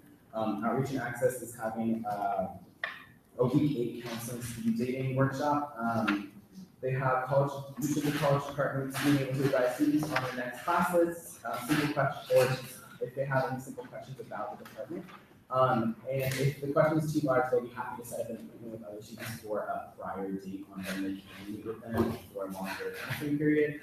Tomorrow, we're going to be holding donuts and de-stress in our office from 8 to 11. So come on and get a donut. Diversity requirement has met with the registrar and compiled a list of classes that must be offered or that we feel should be offered with the diversity requirement, including one class in which is study one. Furthermore, week 2 distributing, every week 2 of the quarter, so fall quarter, or not fall quarter, winter and spring. After week 2, students are able to look at the open class list. So what we're doing with the registrar is compiling a list after week 2 of winter and distributing a graphic of the open classes that are available on the diversity requirement that still have like seats available. So students on the Hill will be able to know about it, people in Powell, just like a distribution type of technique. And then we'll also be emailing that graphic to the different departments within UCLA. So a lot of students that haven't taken the diversity requirement yet or are planning on doing it in their other class filter or they're on waitlist can enroll in the class very easily, knowing that when it's open. Academic equity breast cancer awareness drive is tomorrow. We have a representative from campaign that will be in the office to teach students about self-checking for breast cancer. And that's it. Any questions for Dave? Thank you. Now moving on to SWC. SWC is just their internship master's which will be open until the 15th of November, and find applications on swc.ucla.edu/apply. And some of the committees are actually still recruiting because they have rolling applications, but for the most part, they're all closed, but they're also all under that link if you just take a look. Aside from that, Act Times has 86 members, which is a record for them, so I'm very excited. They also participated at the suicide prevention walk in St. Martin this past weekend. And then this one I said last week, but this has a room update. So International Students Connect workshop held on November 6th. It will be in the academic room 3517 from 12 to 1 p.m. Body image, task forces, and we put program with experts. They are doing the event called Rethinking Sex Location on November 8th. BCC currently has boards. They're currently in their starting sun wrap up, and there should be a photo gallery downstairs from our gallery called hashtag relationship goals, featuring being diverse diversity of relationships that should be healthy relationships. And then next week we'll be doing an event called hashtag big goals. We'll have big goals and talk about healthy relationships in Saxon Commons around 12 to 1. CPR this past weekend had a 100% pass rate for their new BLS courses, which is a positive sign for a new additional class that we made over this past year. Aside from that, Earth just finished their beach cleanup this past weekend in St. Monica and also adopted the beach. So that's pretty exciting. They'll also be planning a clothing drive. H&F is planning Thursday Kitchen, which is their quarterly event with CAC, and that'll be 6, but more details to come. We'll also be filming House of the Beach Dining Hall videos. They'll be filming this soon. And then week 10, Sarah's just planning baby stress and aromatherapy event on the Hill, and then Sex Works just finished up their event yesterday called My Sexual Beauty, to talk about the concept of virginity. It's just sort of a conversation going on. And then aside from that, the Health and Science Initiative is also launching a award called the Youth and Lean Award, which is new. For those of you who know what hedonism is, basically that's like the pursuit of pleasure, but eudaimonia is more like the pursuit of fulfillment, and that's how you get happiness through fulfillment. So we're looking for these students and alumni to really fulfill that requirement and sort of display that in their everyday life. And that's a new award that will be rolling out in the course of this year. And then SWC will also be working with the Ashland creating food tax to distribute through the Ash Center and through the SWC office. Any questions? Thanks, Christina. Moving along to facilities. So the topic facilitating leading facilities management regarding outdoor underutilized spaces on campus and the promotion of water conservation in those spaces through drought tolerant landscaping. That also paves ways to determine the use of these spaces relative to the needs of students on campus. So our team will be presenting certain areas we believe could be renovated, as well as our scoping data, which includes quantitative data on student traffic in those areas, as well as the interviews that we conducted in those areas, just to get students thinking about like what those spaces could be like relative to like the current times and like what students currently. Thank you for those who shared the surveys regarding the designated spots for Uber and Lyft. We received over hundreds of responses, and the majority of students were talking about how inaccessible the new program is, and how it's made their transportation options, especially for those who are pretty reliant on ride-sharing services, as well as students who have a temporary or permanent disability. There's also, it's confirmed that there is a glitch about the open access after 6 p.m. So on Lyft, after 6 p.m. there is open access. On Uber, the designated spots stay. So we've informed UCLA Transportation about this, and they're going to try and get that fixed as soon as possible. If we don't see a change within the next week, essentially say we're going to continue pushing on that because that's a policy that they agreed to over the summer.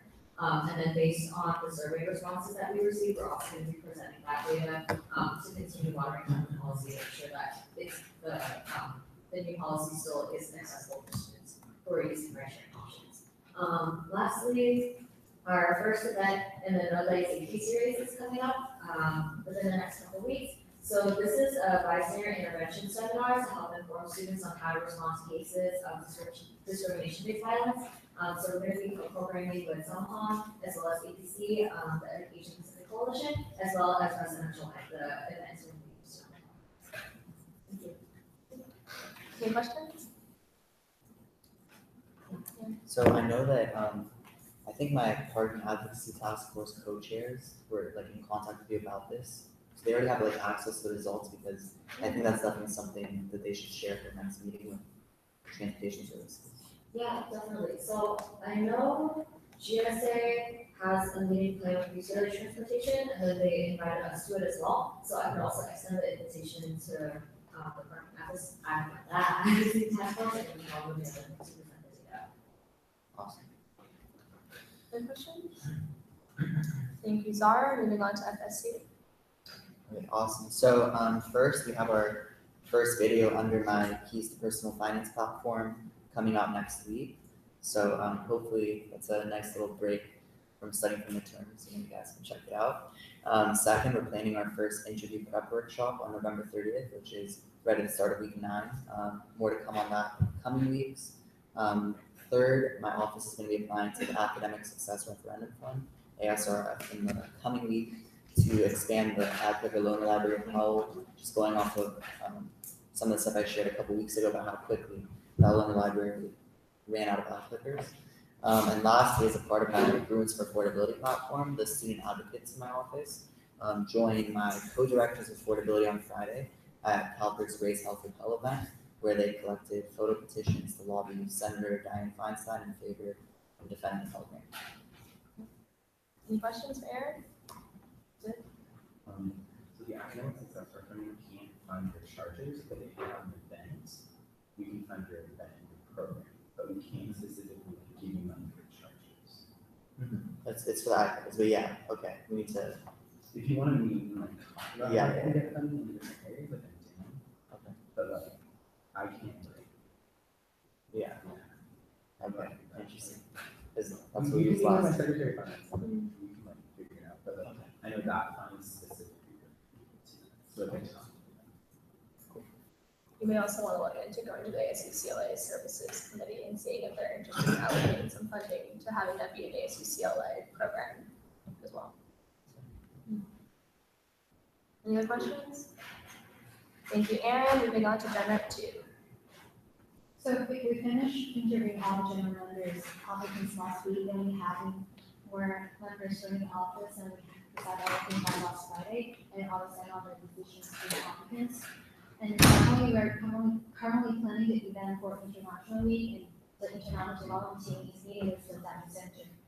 And lastly, I brought up the international integration that was competition 3 class. And just in talking about that, the student does not really feel comfortable going to the 230.1 procedure. So we decided to write the article in response about that. And also we are going to talk about the bill, just have a class VC to hold the higher standard for our state international students. We feel it's kind of relevant and also important to address to that. And the fourth one is on meeting with the career center this Friday to discuss the international career fair. And the last thing is, as the general office, the office staff member right now will start to go to different events on campus held by student groups to be more proactive to engage the student group. And also, we are planning to release a survey online for students to voice any concerns to us, so that we can be more proactive to address students. Any questions for Kayla? Thanks, Kayla. Moving on to CEC. So this past Monday, so yesterday, we had our first concert of the year, which was Mount George, in Rock Band in Plaza. And that was really cool. One piece of movie for us, and logistics, which is great because it's always hard to like the first independent concert you have here. And then coming up on the 27th, we're co-programming with all these movies, which is from GSA, and we're showing the room, which is like kind of a cool classic, like I think I mentioned before, but it's like the best worst movie ever. So if you haven't voted already, there's a link on our page where you can vote, and it basically like there's a bunch of schools competing for an advanced screen of the disaster artist, which has Dave and James Ringo in it. So it'd be really cool if we can come out for our school. And then on Halloween, we're showing the Arco, which is another classic. You're interested in that, fans, very short film. And then another kind of important thing, if you know anyone who's interested, where our first in-host, our only in-host at Short Campus Movie Fest is coming up next Sunday from 6 to 8 p.m. and Winter 5252. And basically, if you're like not familiar with what Campus Movie Fest is, it's like one of the largest student-run film festivals, and it's really cool because it's not only just a festival to try to showcase student work, but also gives you the materials in order to do so. So we're basically giving everything you need to make your own 5-minute short film in the span of 7 days. An Apple MacBook Pro, loaded with Adobe Creative Cloud, Panasonic HD camera, headphones, microphones, portable hard drive, tripod, training technical support, And 1,000+ royalty-free songs. So it is all for free. So if you know any students who are interested in engaging in making a short film, and using these assets that we're providing, send them over to the professional and basically how CMF works is the top 16 films that students produce are showcased at our CMF this meeting, and the top 4 will move to our national event, which is in Atlanta. Any questions for Netta? Thank you. Moving on to transfer. So, last week was transfer party. It was very successful. That was hosted transfer with research mixer, and that was a hit. A lot of transfers came out, so it was awesome. A lot of people have been utilizing the center, so if you still have on, please go. We'll get like a free bag, or mug, or cash banner. I will be doing my first office hours in the transfer center tomorrow. That's from 12 to 1. So stop by. The first half hour will be via Facebook Live. And the second half will be walk-ins. Our office internship apps open tomorrow, and they're running until November 2nd. So really excited about that. I have a meeting with the academic director on the Hill tomorrow about co-programming in regards to research.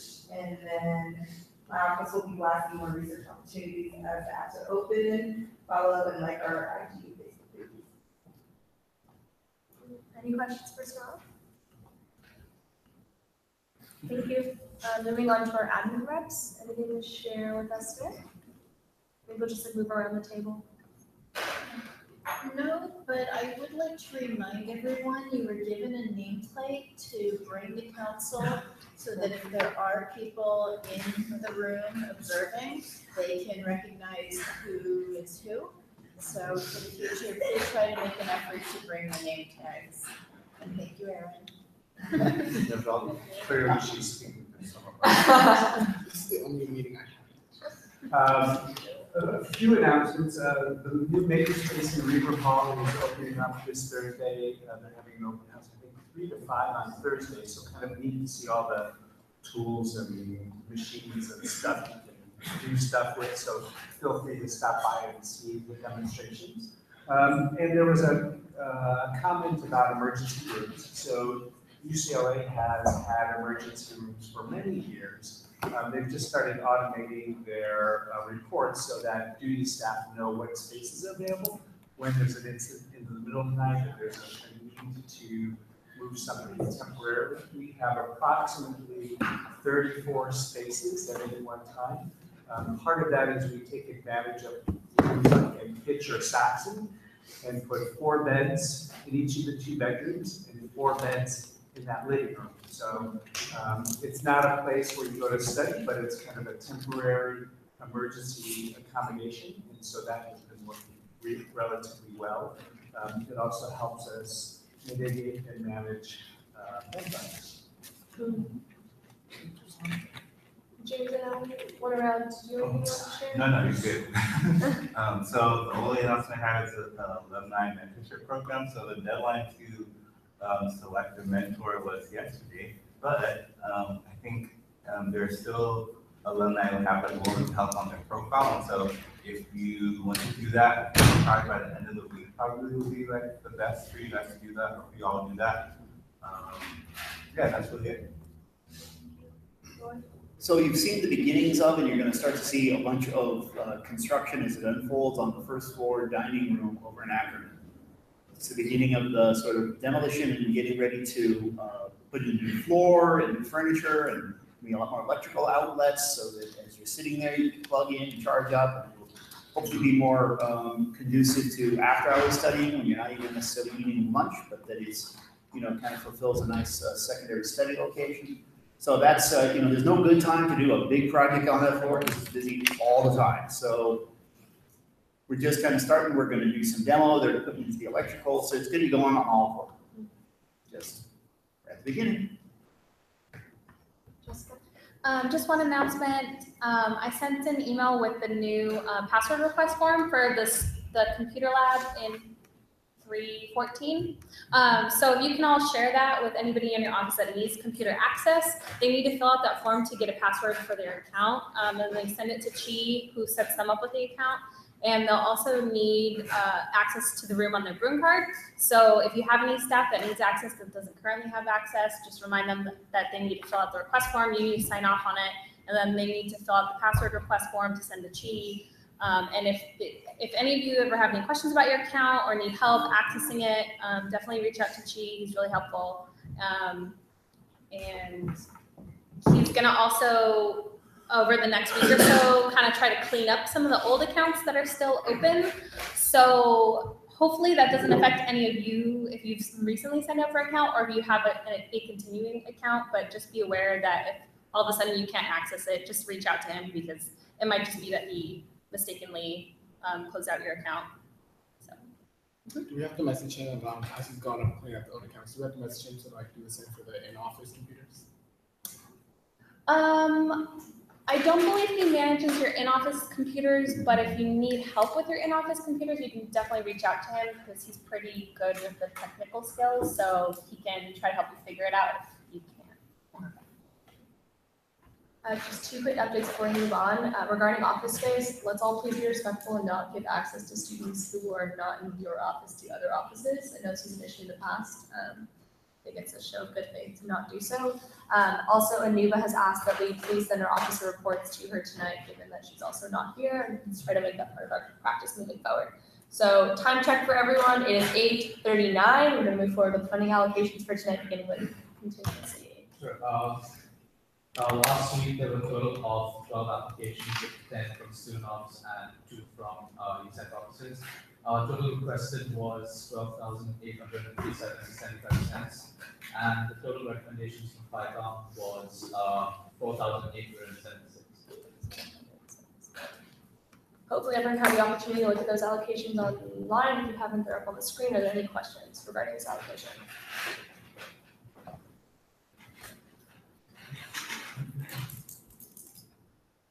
If not, this is an action item and we will need a formal motion to approve.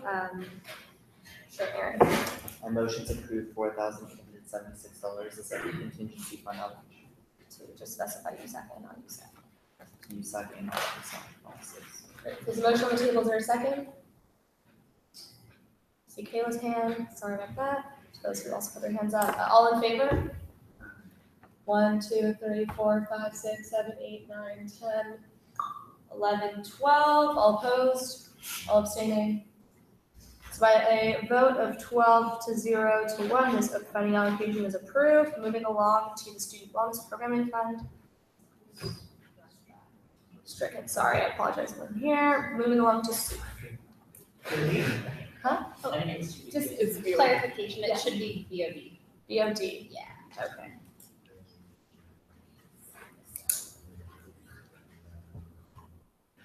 Alright, hi everyone, so just briefly, well, I'm Johnny, I don't know, budget review director, welcome. Alright, so for this quarter, for fall BOD, we had 30 events. 29 organizations with 30 events. There was one organization that applied twice for 2 events this quarter. We allocated a total of $44,193.60. Average allocation was $1,473.12, and standard deviation was $1,534.58. And yeah, that's basically it. Any questions for Johnny?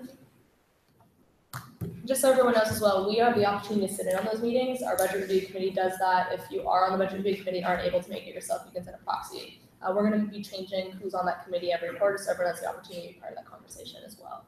Yeah, so just a reminder for the budget review committee this quarter, which is Neda, Christina, and Saran.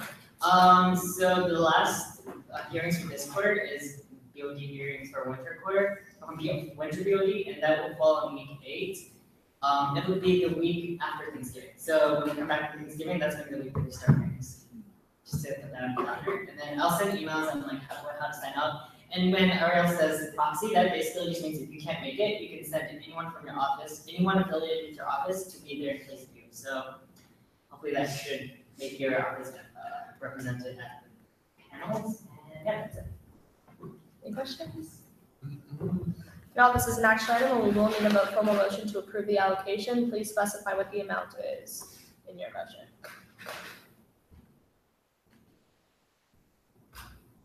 Thank you. I motion to approve 44,193.60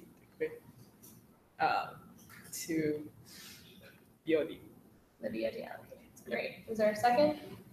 Thank you, Christina. Again, all in favor?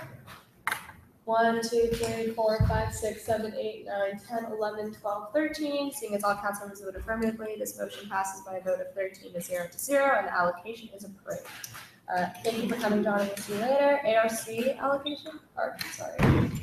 Yeah, so here to approve 2 funding periods. So one for last week and one for this week. So funding period 1, the requested amount was $4,300. The final allocation ended up being $4,000.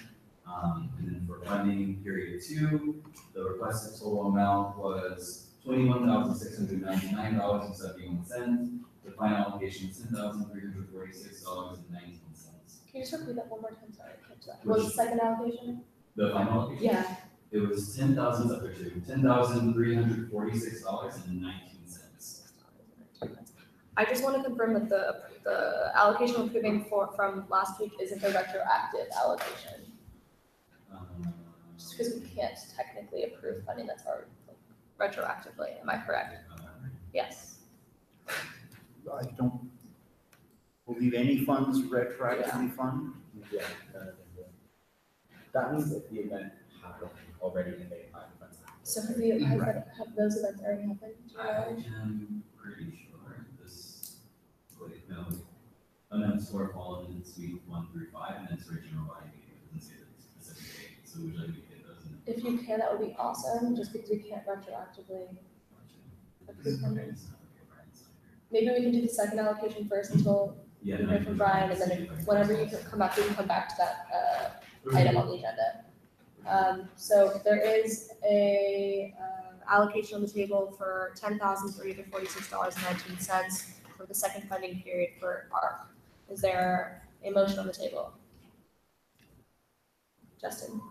I approve to make the following allocation of $10,346.19 from ARC.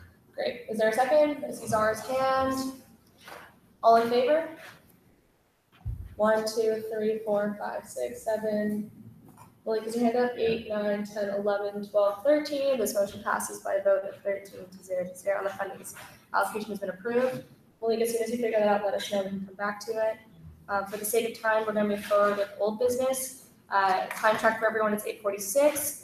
Just an update regarding USAC Live. We found an alternative that allows us to uphold transparency, accountability, and safety. It allows us to spend $0. There is actually a function on YouTube that allows you to limit videos specifically to folks who have a g.ucla.edu email address.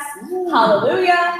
I will be meeting with Vivi. We weren't able to meet before the meeting tonight to do that for this meeting, but hopefully we'll be able to implement it for future meetings. And I believe that also means that we can have all past meetings retroactively saved in that way as well. So yeah, and I want to thank everyone who pushed us to keep the conversation alive, specifically, and I know it's something that's important to you. I'm glad we found a solution that addresses all of our concerns.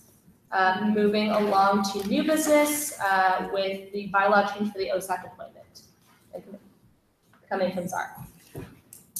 So for the bylaw changes, I know there are a lot up there because it was just repeated multiple times, but the only 2 things that we're changing are one, making OSAC a 2-year appointment.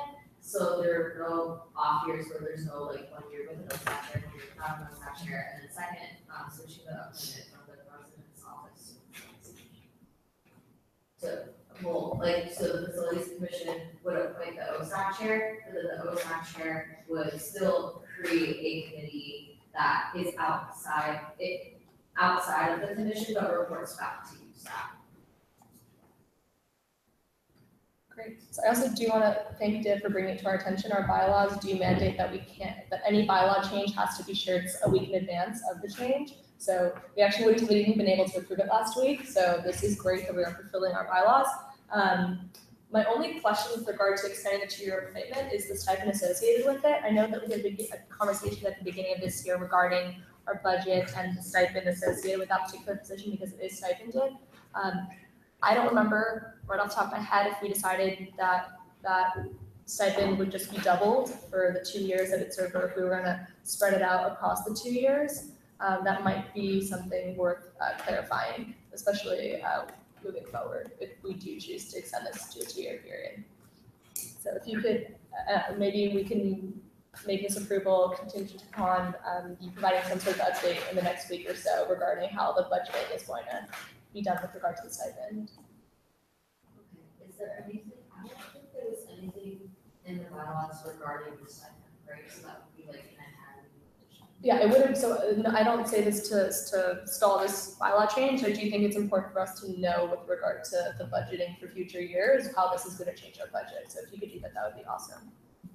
Are there any questions for Zara regarding the, let me actually, formally, and as per Robert's rules, we will need a motion to approve this bylaw change in a second in order to move forward with discussion. So is there a motion to approve this bylaw amendment? Thank you, Div. Is there a second? Aaron, okay, we'll now move forward with discussion. Are there any questions or discussion regarding this bylaw amendment? Yeah. I think we might have talked about this a couple of weeks ago, but like what made you decide to pursue this? Yes, so the major factor in this decision was just ensuring that there was coordination for more like day operations, especially like talking to student groups recently in regards to office space. There's a lot of miscommunication regarding like when audits are, like how to actually like request maintenance for the offices, things like that. And if it weren't for my personal relationship with like the past year's OSAC chair, that coordination wouldn't have even started. So ensuring that there is like a systematic way for someone to be able to coordinate with the OSAC chair in regards to like the day-to-day operations to make sure that the office space is being like allocated in an effective way, the audits are actually being conducted, that student groups like know exactly like what the process is in order to like contact and like move forward with like office and locker and office space related decisions. That was like the main purpose of the change. Any other discussion or questions? Do you think it's important for me to say that Zara and I have been having this conversation about the OSAC appointment for a year now, and that it hasn't been necessarily been doing its job or hasn't fulfilled the potential of what it can do to the best of its ability? I appreciate that Zara has taken the onus upon herself to improve this, and I hope to continue to be part of the conversation. I do think it's important for me to know, and for all of you to know, that I personally think it's inappropriate and problematic for any council member to come forth to this table and ask us to change the charge of any office without consulting that officer. And so I appreciate that Zara took the time to engage with me to explain this change. And again, I support it moving forward, but I do want us to be sure not to set that precedent moving forward. Let's respect the fact that each of us has an office charge to do a certain thing we were elected to do, and let's respect each other in that and moving forward. So with that being said, if there isn't any other discussion or questions regarding this amendment, there is a motion on the table and a second. So I'm going to ask all in favor of approving this bylaw change specifically regarding the OSAC appointment and committee, please raise your hands. 1, 2, 3, 4, 5, 6, 7, 8, 9, 10, 11, 12, 13. Seeing as all council members voted affirmatively, this motion passes by a vote of 13 to 0 to 0. Congratulations, Zara. Moving along, Malik, do you have it? Yeah, so 2 events have already happened, and I guess it's sort of weeks 1 through 5, so I guess some things may have not happened yet. So I guess sort of events then that have already happened, so they just don't get. Unfortunately, we can't. I mean, it's a general principle, and actually your guidelines specifically stated it's a specific bullet point for our. Yeah. So is there a way for us to allocate the amount to the events that haven't happened yet? Is there a way for you to know what allocation? I'm still waiting for a response. I just did like a simple like search and saw that like what events happened, and I saw motion for other events. So I know. Okay. So maybe moving forward, we can ask Phoebe to put the art item on, so we can ensure that it always happens. Yes, sorry.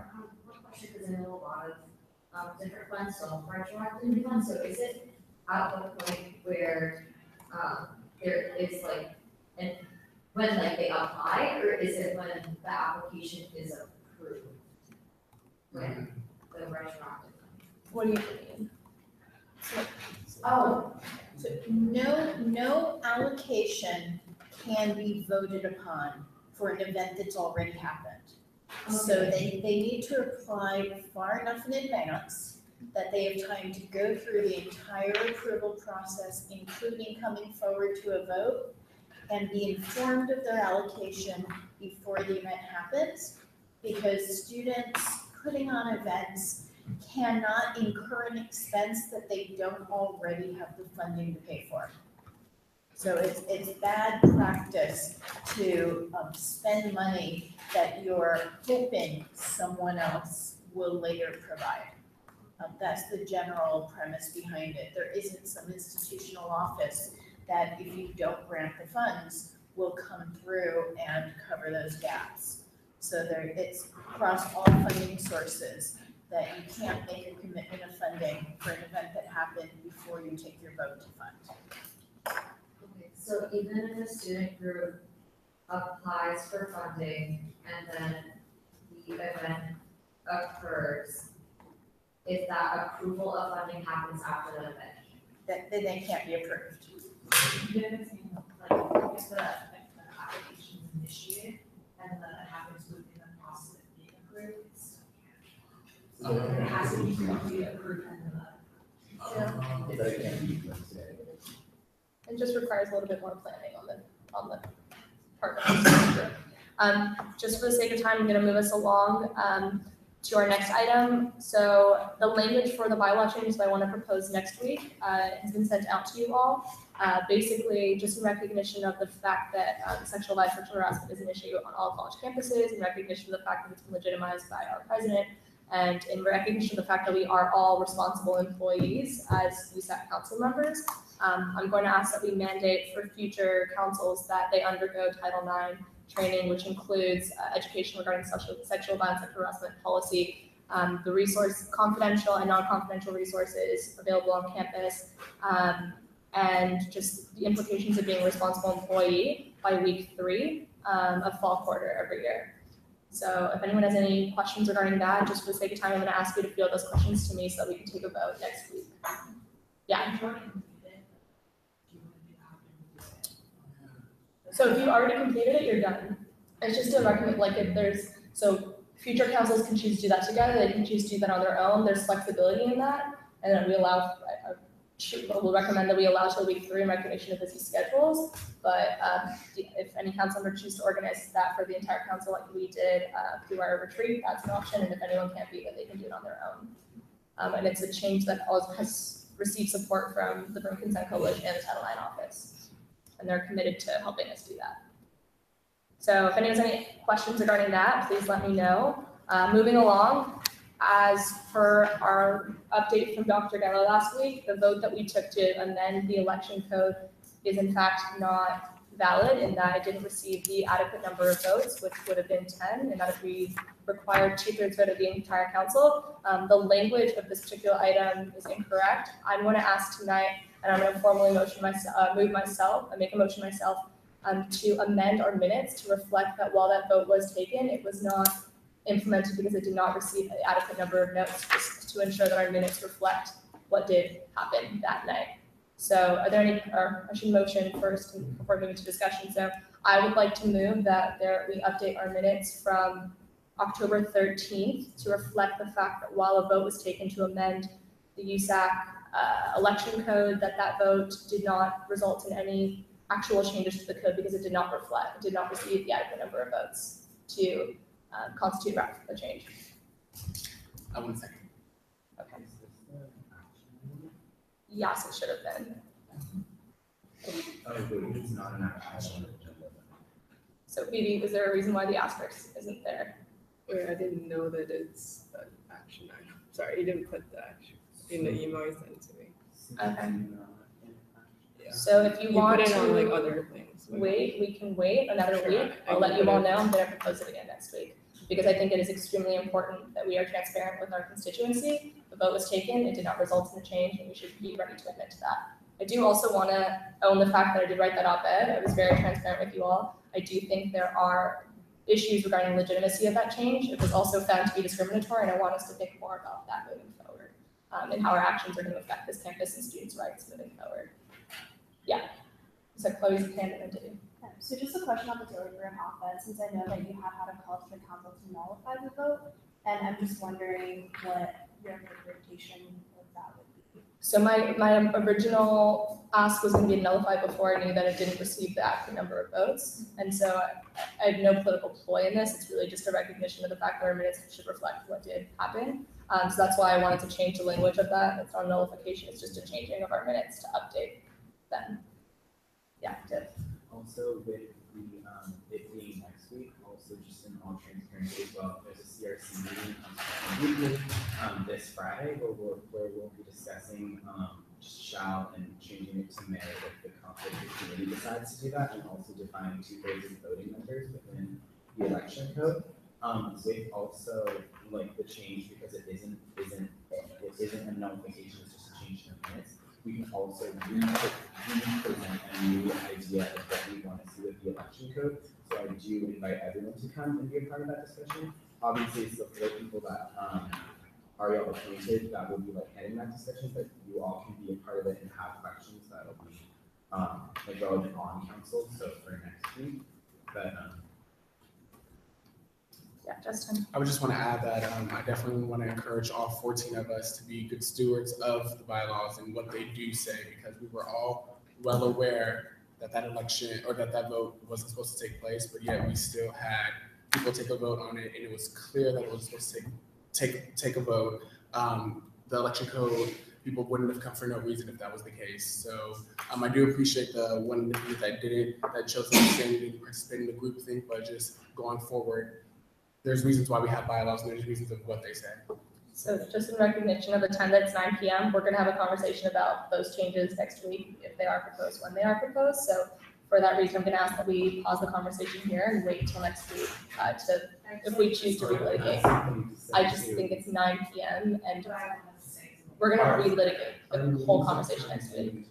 I understand, but okay, if you'd like to respond, that's fine, but let's be aware of the fact we're gonna relitigate this next week. I think to assert that, like, people who voted on that, like, actively knew that, like, that was unlawful to do, and vote in spite of the knowledge they had is wrong, because it wasn't, I don't think people had that knowledge base, and it wasn't out of spite, like, out of knowledge they had, and do it regardless of that, so. I started my Let's hold on, conversation. Justin, does his hand up, then you can respond. That works. So the thing with like bylaws and following bylaws is like, it's constitutional law states the governing body will mandate the way that we do bylaws, right? And so in a Daily Bruin article, it talks about Ariel having a bylaw that says the president shall appoint an election board chair by week 1. So shall again is interpreted by the governing body. Since Ariel did not appoint someone by week 1, that turned into a may. By the governing body, that's the precedence that was set. So we keep on saying that the election board chair must appoint someone. That shall, again, is interpreted by the governing body under constitutional law. So even with Ariel not following the bylaws of not having an election board chair, following up in week 1, no like association to do at all, it is directed by that same shall. So what we'll be doing in the Constitutional Review Committee is going over all those shalls and understanding where they do fall and where we can change them to make them more distinct. Justin?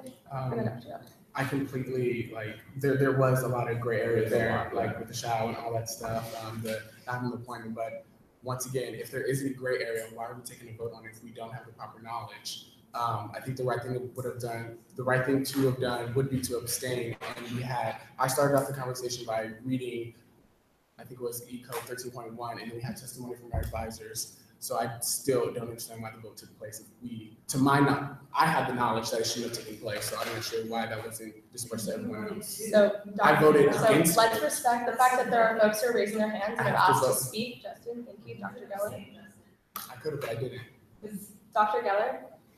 So I just want to remind you all that in consultation with campus council, we were advised that you cannot vote on a change to election code until you have an election board chair and that person brings forward some proposal, and that in order to change, you will need 10 yes votes to pass whatever it is you choose to pass. So moving forward with the CRC review to come up with ideas is fine, but until there's an election code chair in place and that person brings their proposal forward, whatever your ideas are should not come forward for a vote. The fact that there is not a chair yet does not give the ability to override the language of the current election code. So Tim's hand was up at the look next, Justin. That, like, again, I appreciate, I would also look legal counsel as well. We talked about the changes to be made to allow for two-thirds of voting members to change the election code and also to allow council members to change the election code. Those ideas can be brought into law if we do have 10 votes on the council table. Not until you have an election code chair.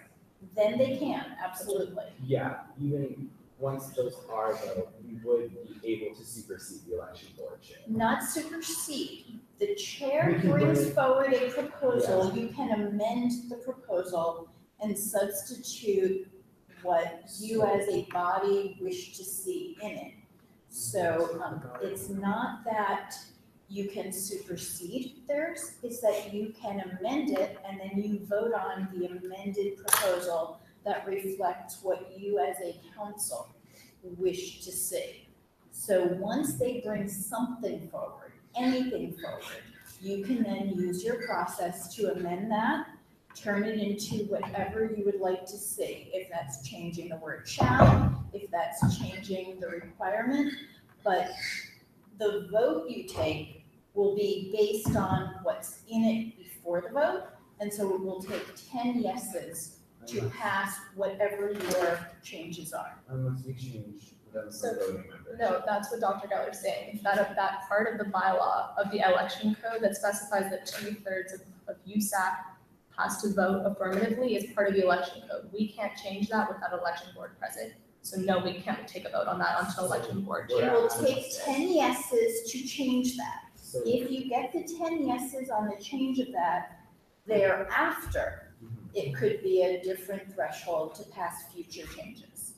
So we're currently, all of us are at a standstill until Ariel appoints someone. But she was meant to appoint someone we want, correct? That, set aside the fact that you don't have one, you also don't have an imminent election. So Yeah. you're only at a standstill if you get to election season and she hasn't fulfilled that. Otherwise, yes, she hasn't done it. Yes, the guidelines called for it to have been done. But the absence of one does not give you the ability to move forward at this point in time because there isn't an imminent negative outcome from not making changes. If we were at the point of holding elections and you didn't have a chair yet, I would give you different guidance. But there is no urgency that would justify going outside of what the current policy calls for today. So I think it's important for me to address that specifically. While there is no imminent election, I don't want to minimize the fact that, I understand that, I understand.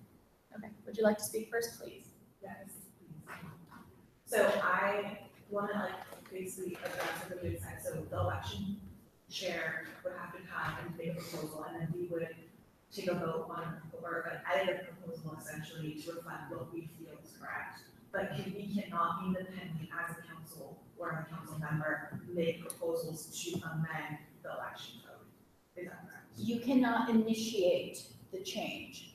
The current E-code requires that the election code chair bring a proposal, but they don't have a vote, you have all the votes. And just like when you're doing a resolution, you get to amend, and what you ultimately vote on doesn't have to look like what came forward.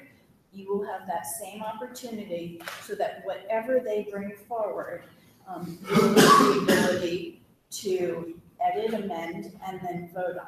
But we can review the election code and we can't review the election code and viewpoints that we want to contest and bring those forward. They have to be rooted in.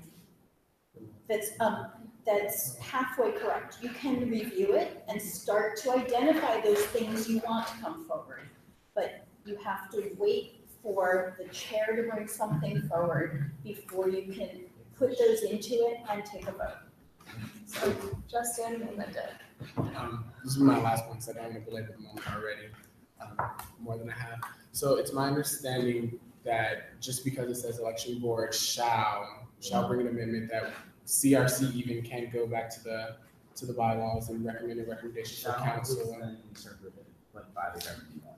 So it's not even about shall right now, right? It's about the 2/3, and we can't touch the 2/3 until there's an election board chair proposing a change. So the shall is then, that's my, Sure.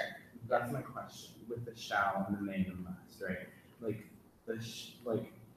if shall then is interpreted as may. No, shall has been interpreted by campus council as must, with the understanding that if the election code as written were to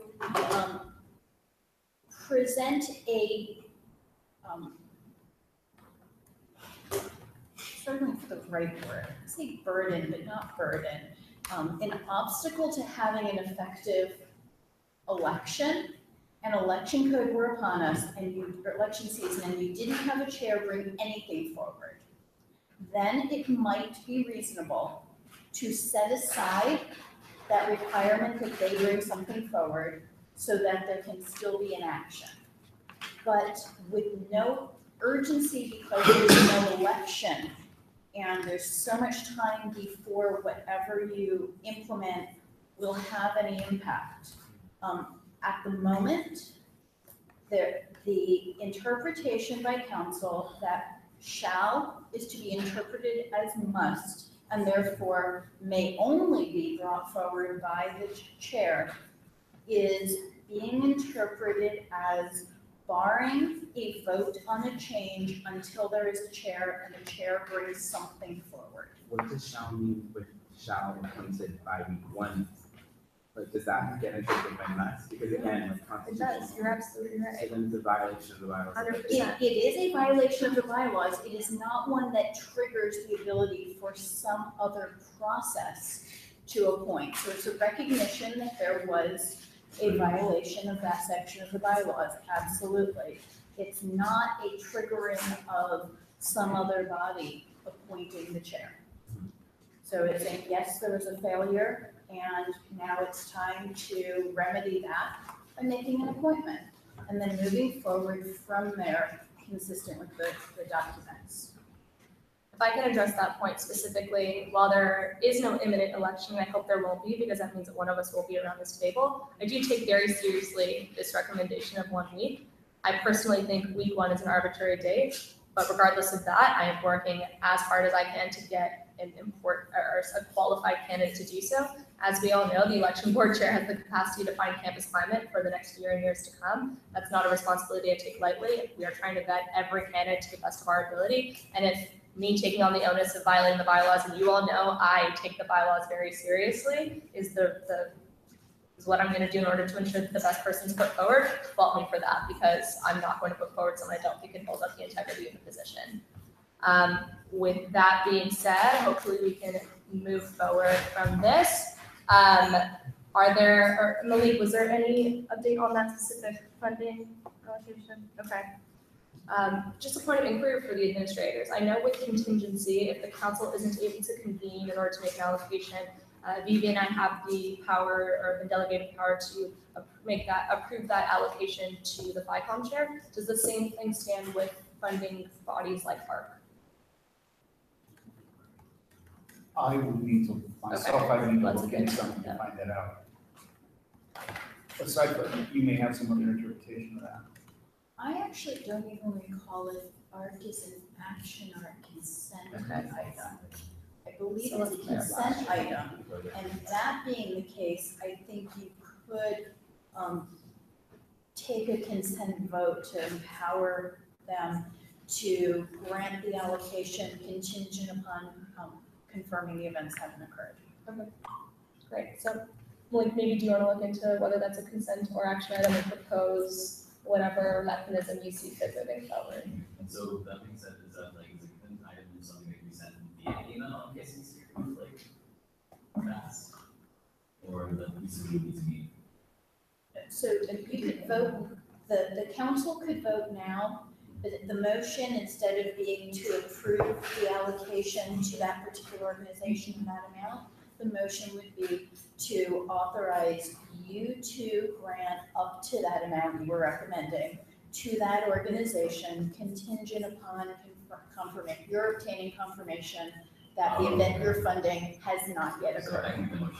And then, right, so the vote can happen tonight, and then when you get confirmation, you can move forward with that allocation. If what you find is that 3/5 of the events for that particular request have not yet happened, you would allocate the amount of funding that was for those 3/5 that have not yet occurred. But if they have occurred, then we wouldn't have to. Yeah, so this is that it might be against a couple of that are going to occur maybe week 4 or 5. So can I make that now? That motion now, or is, yeah.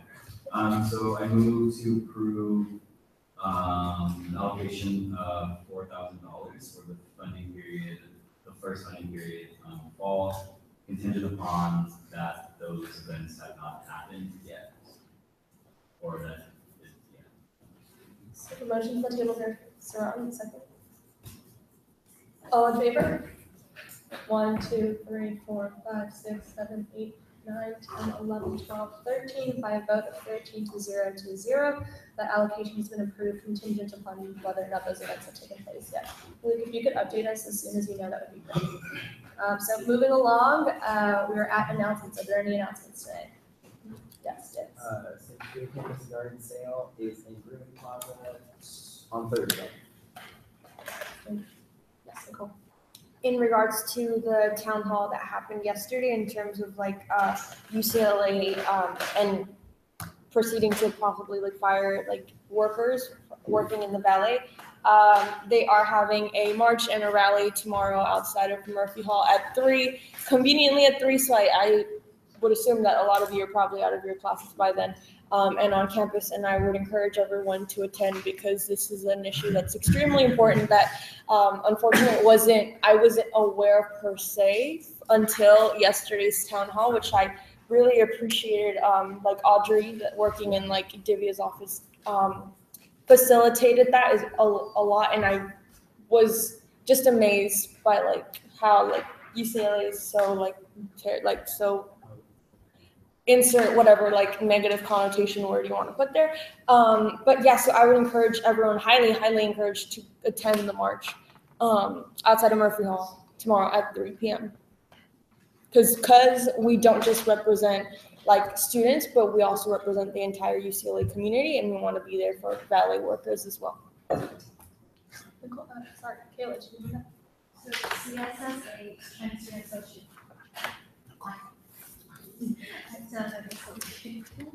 They were having a 2017 winter China trip, something like that.